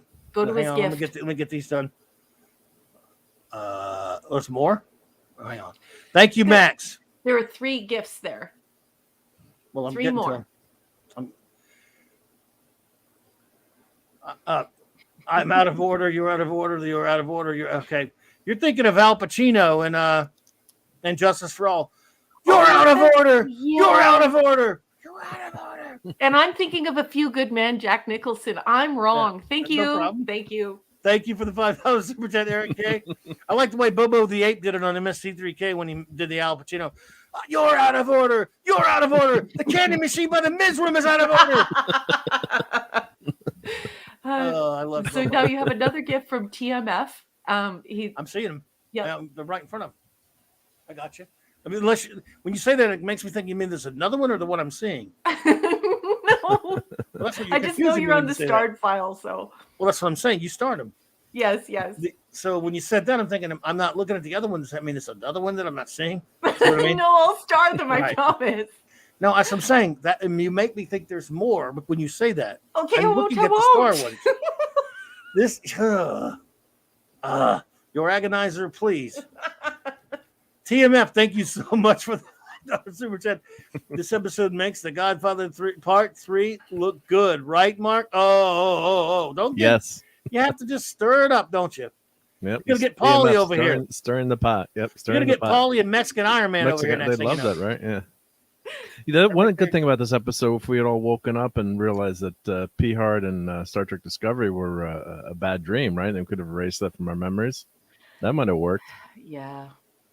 You're on Computer an and program. Narrat and Max Amanda Bear for $5. Thank you so much again, Narrat. I appreciate it. Says, I did think Wesley was cool when I was a kid, so definitely take that recommendation with a grain of salt. Also, it is definitely a part of the beast. Yeah, but hey, look, it's again, I really don't have anything against them.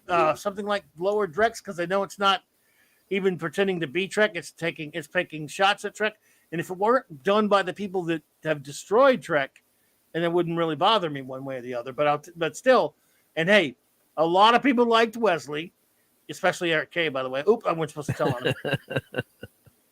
him. So you're fine, and I appreciate that. But yes, there's no shame in liking Wesley, even though we hate him. Because look, there's some of us here. Max Redstone is a huge Wesley fan. We know that. And you have a shrine to Wesley, according to Eric K, right? That's Eric K says I have the shrine. We all know it's him with the shrine, so I let him say it about me. And then Lower Drex did have a couple of over-the-top episodes where, with like just character nudity. They did a joke on the naked time, and it was just, I don't know. Some of it I can see where it's, I watched part of it, and I can see where it is pretty funny and it's irreverent, but then I see where you're coming from, Clobbering Times, where it's just they haven't earned that right to make fun of Star Trek. Give us some good Star Trek first, but there are some funny scenes, but they take it a little bit too far, in my opinion. In terms of the crass, locker room humor, instead of just spoofing the stuff. But that's just me. If it's true, Narada Maximander, that it shows great appreciation and love for Star Trek, I'm shocked because nobody at Secret Outhouse and a Bad Reboot has any love or respect for Star Trek. So if the people making that show do, they'd be the only ones there that do. So JT Kirk, $5. Thank you so much, JT Kirk. Says, tune in Wednesday night on Wildcard Wednesdays when I will reveal my top 10 reasons Captain Michael Burnham is the best captain in all of Star Trek. I'll read that list for you, sir. He's not an admiral yet? I thought... Admiral, it should be Admiral. She should be an admiral by now, Admiral? Right? Admiral Burnham? I needed to sleep this week, the other night, so I just put Star Trek Discovery on and put me right to sleep. It was beautiful. Well, that's pretty good. Well, we'll see. I told you it worked. It worked. You want Star Trek? I think I'm entitled to your Star Trek. You want Star Trek? I want the filth. You can't handle the filth. I know where you were going. Oh, sorry to have it. Thank you again, Toxic Man. Let's see. Narat says they showed the Lower Drex of 5 different species. Huh? Okay. Toxic Man says, I know everyone is dying to know Reba Star Trek is never dead while it lives. In our lives. I'm sure he means lives in our heart. Yes, sir. One of my college buddies, Steve M. If you're listening, not the Steve Mitchum, but was a huge Reba fan. So we'd always make fun of him. So he'd be on Reba's side right now. Yep. He said, "Oh no, it's not my list," said JT Kirk. You just read my super chat as you, sir. Oh, as you, sir. TOS conflict music. TOS conflict music starts playing. Oh, that's the one or not.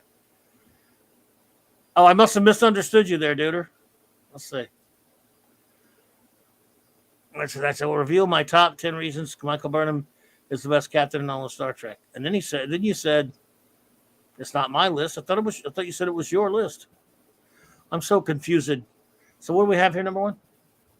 Oh, just whenever anybody likes to bring up the cartoon, I like to let them know that there is a letter which describes the tone and content of what Star Trek cartoons are meant to do, how they're meant to be written, how they should be perceived and marketed, how they should be produced.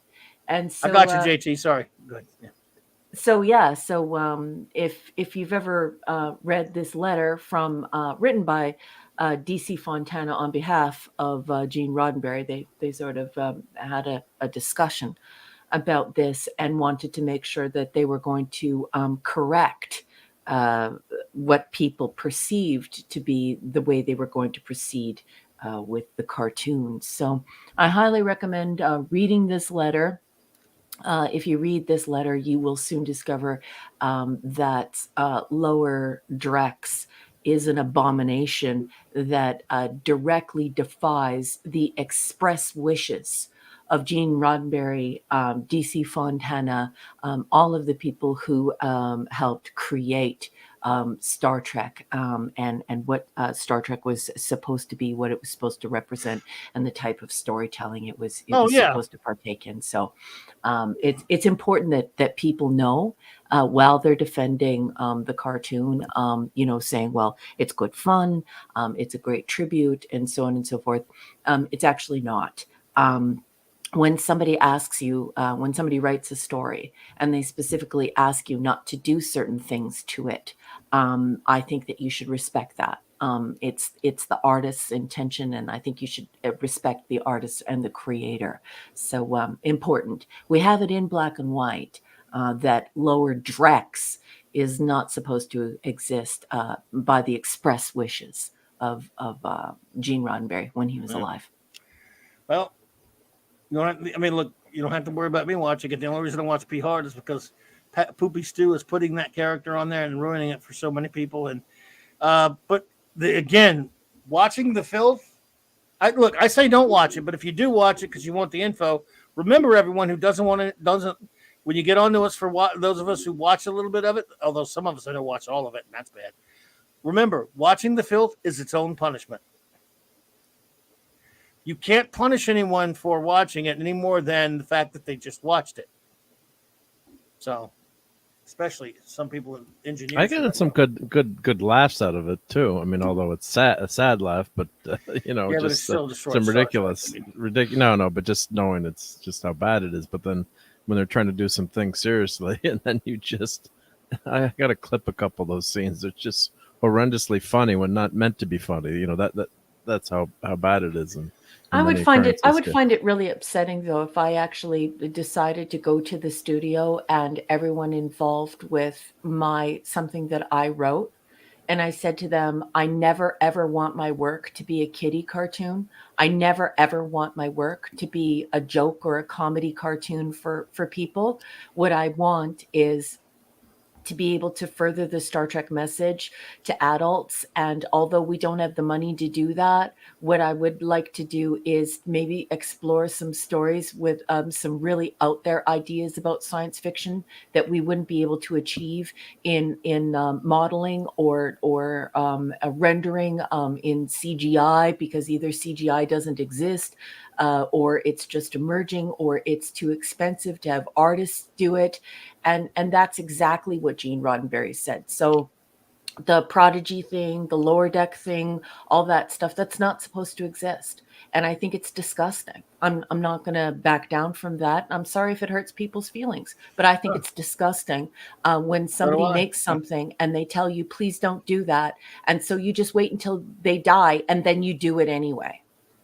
I think there's a difference between, well said, Raquel. I think there's a difference between a parody, like, the famous SNL skit where John Belushi's playing Captain Kirk and they're tearing down the Enterprise, and we're having a good laugh, with the characters, or Shatner on SNL, or some of those fun, but that's done as a parody or a skit or a comedy where you really, as long as you're not making fun of the fans. And although some people did think Shatner went a little bit too far, but I always laughed at that skit on SNL. And of course, I think John Belushi and Aykroyd and company and Chevy Chase as Spock, it's just hysterical. I love it. Yeah, I just love that. So there's a difference there between or just in this, those Star Trekking throughout the universe. That song is such a fun parody song, right, versus dumbing down something or making something really crass, or so along those lines. So I think that's, I wonder what, I don't think Gene, I'm not going to obviously speak for him, but I think maybe he would have minded that SNL, oh no, skit. That was 1975. But when it's done by fans, that's different. Yeah. When it's done by fans, yeah. Because he loved Trekkies. He thought that we were awesome sauce.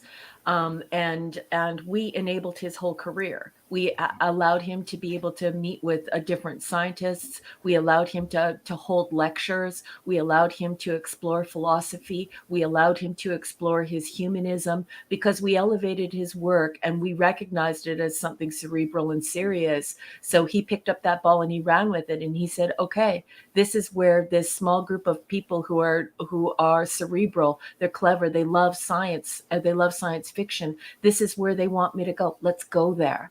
And Yep. so it's different if it's a fan generated thing. I think he would have chuckled heartily. He would have loved that stuff. I He mean, liked the Saturday Night Live sketch. They He love did like Star that? Trek, Okay, though. yeah. John Yeah. Belushi loves Star Trek. Oh God, yeah. Yeah, but that doesn't mean that when he puts in black and white, like I always show everyone that letter, because it's already in black and white that he said no. So all they did was wait until he died, and then not only did they make one show, they made two shows, and then Trekkies, like the filth people, try and pretend like it's canon, or like that it's good, or like that it's not really harmful, or that we're just gatekeeping. Yeah, I am gatekeeping. All I'm right, JT Kirk. gatekeeping against this, what Gene expressly said he did not want to happen. He did not want that. The end. And it belongs to him. It's his baby. He made this story. We didn't. It's not for us to decide. Good night, JT Kirk. Good night, Comic Relief Crusader. Good night, honey. Good night, friends. Have a nice time at church tomorrow. Well, look, I'm Take with care. you. Take I'm care. Totally Yep. with you. Like I said, I mean, but people are going to watch what they want to watch, whatever.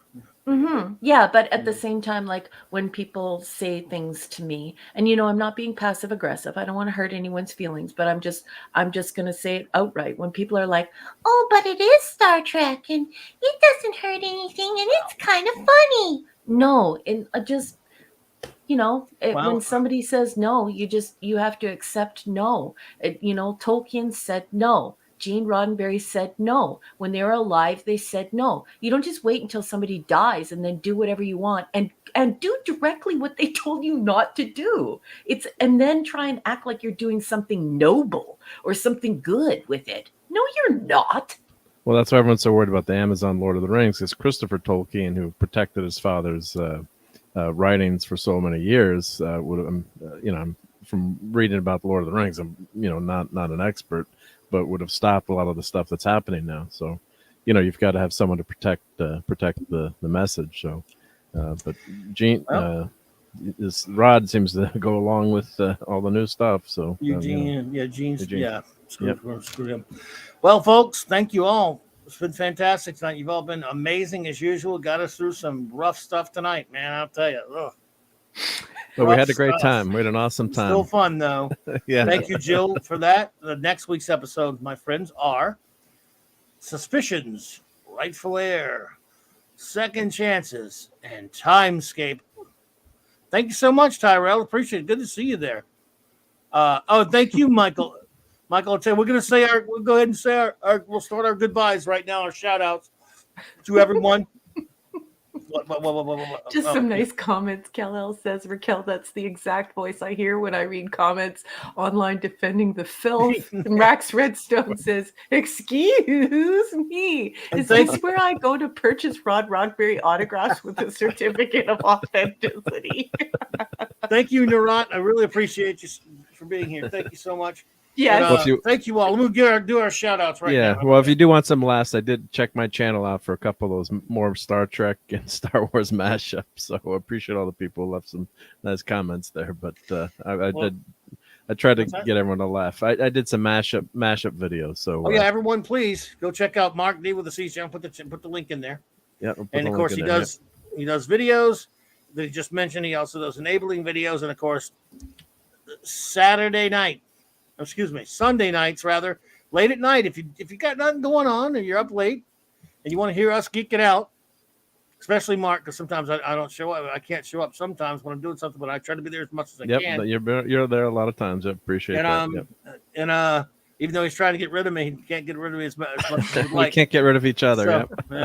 But anyway, come geek out with us on Sunday night. Yeah, I'll be on Sunday night. Yep. Easter candy for everyone. Yep. Indeed. So let's see here. Who was here tonight with us? The great Phantom Outsider, bro. Phantom. Indeed. The Comic Relief Crusader, I think, had to run already, but everyone gets a shout out whether they're here or not. Good night. We know, for example, our wonderful friends, the Felicianos, Raymond and Sandra, had to run. Good night. And everyone, once again, by the way, a big shout out to our birthday boy, our great friend, Eric K., the Bronze Wrencher. I hope you had a fabulous birthday, my friend. We love you, buddy. Thank you for all you do for us. You're the best, man. Happy birthday, baby. Yes, sir. You are the man. Eric K. Let's see. Whoa. You have a gift from TMF. I'm not going to TMF. start it. Thank you so much. Says, don't go watch Mark D with a C. He is a Lazarus apologist. His favorite TLS episode is Spock's brain. All the more reason to go watch him, I say. Like TMF, that's awesome. you know, but before actually, I got to stream with him a week ago, and it was great to talk to him in person. But you know how many times I was like dying laughing from his chats and spitting out beers. You know, just like so. Cheers to TMF. Cheers, TMF is the best. He's hilarious. Yeah. Our buddy J Man had to run. Dude, he's having some medical problems and issues. Hope you get better, man. We love you here, brother. Pleasant Valley Picker, I believe. I don't know if you're still here with us. Yes, you are. There you go. He says, love you. We love you Good to too, see you. BC. And BC, have a great Easter. All of you have a wonderful Easter. Let's see. And our love to your sister. Yes, love to your sister. Yes, Yep. and you know, tell her to fight, and that we're all thinking of her, and that we're holding hope in our hearts for her. And I'm so sorry that you're going through this, and yeah, sorry. Yes, indeed, Wolfie. Good to see you. Thank you so much, buddy. Play dumb, that human. The great JT Kirk, I believe, had to run. JT Kirk, thank you so much. It's because he has church in the morning, and it's early. Yep. The man of iron, D. Bud Martin, brother. Always a pleasure, buddy. Good to see you. Thank you for being here, buddy. Thanks for all you do. Let's see here. Cal L, buddy. Always a pleasure, bro. Thanks for being here. Real soup, Stephen M. We should always give a big shout out to our, well, obviously, you know, our chief engineer is here, but also our wonderful communications officer, Jill, the wonderful anti-derivative Jill. We love you, Jill. Thank you. Thanks, Joe. Thanks for being here. You're the greatest. The extraordinary enigmatic drop bear, ED. Sensational Thank you so tonight. much. You're such Awesome great reviews. company. Yep. Thank you for all of your wonderful reviews and for just being a great part of our community. I think Michael Beacom had to run, but cheers, Michael Beacom. Hope you have a wonderful holiday. Outstanding comments tonight, Michael Beacom. Thank you for being here. Eric Carroll, thank you so much for the donation, and thank you for hanging out with us, and we really appreciate it. I hope you have a wonderful holiday as well. Happy Easter. Dad Man and the Dad Man clan, hope you all have a wonderful Easter. Thank you, Dad Man, buddy. Wish I'd have been able to hang out with you guys last night. Andy Masterson may not still be with us, but he did pop in earlier. Andy Masterson, have a great weekend. Thank you for popping in and saying another great maker. Have a wonderful Easter with your family, Andy. The Catman, a.k.a. Dee Dee Myers. Hope you and your wonderful wife are doing well and have a wonderful Easter. Yeah, to both of you. Our fantastic friend who is doing Easter stuff right now because he's about a day ahead of us into the future. The extraordinary Hungry Boy, a.k.a. Hungry, for the Garcia Lopez Sentinel series. Hungry Boy, buddy, we can't tell you how much we appreciate you. You've been fantastic as always. You're a great friend of the show. And I hope you are having a wonderful Easter over there because I know you're like 13 hours in the future. I don't know if he's still with us, but he was earlier. The great Chris Persia, buddy. I hope you have a great Easter. Tyrell, thank you so much for hanging out with us and listening. We always appreciate that. He said something earlier that he'd been listening. You are extraordinary, and I'm always honored to have you here, sir. So thanks for playing us in the warehouse, Tyrell. Thanks for that, and I hope you and yours have a wonderful Easter. Yes. She had to run, I think, but the wonderful Wendy Webb, it was so nice to have her pop in here with us. So great to see you, Wendy Webb. Thank you, thank you, thank you. And your And- husband. She mentioned that Yes. her husband was also listening. So to the Webbs, we say thank you so much for being here, and we look forward to seeing you next week. And we're so happy that you had a great time and that you'll be returning. Indeedishness. Kit Kat Catastrophe. Lovely to see you. Thank you so much for being here tonight. James Caserta. Thank you for being here tonight. Good to see you. Night, James. I hope you and yours have a wonderful Easter. Rod Thunderheart popped in. Rod Thunderheart, buddy. Hope you have Rod! Hey, Rod. good to see you, bud. Hope you have a great Easter. Our extraordinary master of all that is Limerick, the great Max Redstone, buddy. Thanks for everything, brother. Appreciate you, bud. And I Yeah. hope you have a great Easter up there, man. Those were amazing limericks. Yep. Yeah, he's Wonderful work as outstanding. always, bro. He had to run, but our great buddy Steve Mitchum. I hope you and Maddie have a wonderful holiday. I hope you had a great birthday yesterday, brother. Yes. Good to see you there, Kit Kat. I hope you have a wonderful holiday. Captain James T. Skywalker, thanks for being here, buddy. I hope you have a great Easter as well. The great Just Joe Jobber, buddy. Have a great one up there, bud. Thank you. Night, Canadian guys. Spidey. Always a pleasure, bro. Have a great Easter. Night. Mega Cropper, thank you. Night. Have a great Easter. Let's see. I always forget how you say Aravak Sundar. I think it's Aravak Sundar, I believe it is. Mm-hmm. Sundar, I'm sorry if I'm messing that up, but have a wonderful Easter as well. Monkey Jeebus. Monkey Jeebus! Have a great Easter. Mark Lerseth, good to see you and thank you, and I hope you have a great Easter as well. The extraordinary, magnificent, toxic man flu, buddy. Yeah, man. Hope you and the missus and your whole family all have a wonderful Easter as well. Thank you so much, buddy. Can you sing him a little Reba McEntire before he goes? I don't know any. I don't know any. So Mark, do you know any Reba? I don't know any Reba. Unfortunately, He'll have to live sorry. without some Reba. But there's a lot of Reba fans out there, and we don't want to get them angry, right? So, hail Reba. I like Reba. I don't know her music, but I liked her in Tremors. And a Was lot she of people in that love her show. Yep, she was in Tremors. Yeah, Yeah. with the guy Was from it- The Facts of Oh Life. yeah, she had Oh, no, a with gun the- and stuff. I Yeah. love Tremors, one of the great movies. So Tremors she's is fine good. by me. Yeah. Anyways, TMF, kiss your wife's face for us. Have a wonderful time with your family. We love you. And thank you for your generosity tonight. Not only are you fun and fun-loving and just a great friend to us, but thank you for helping Clobby to keep the lights on in his virtual comic book shop.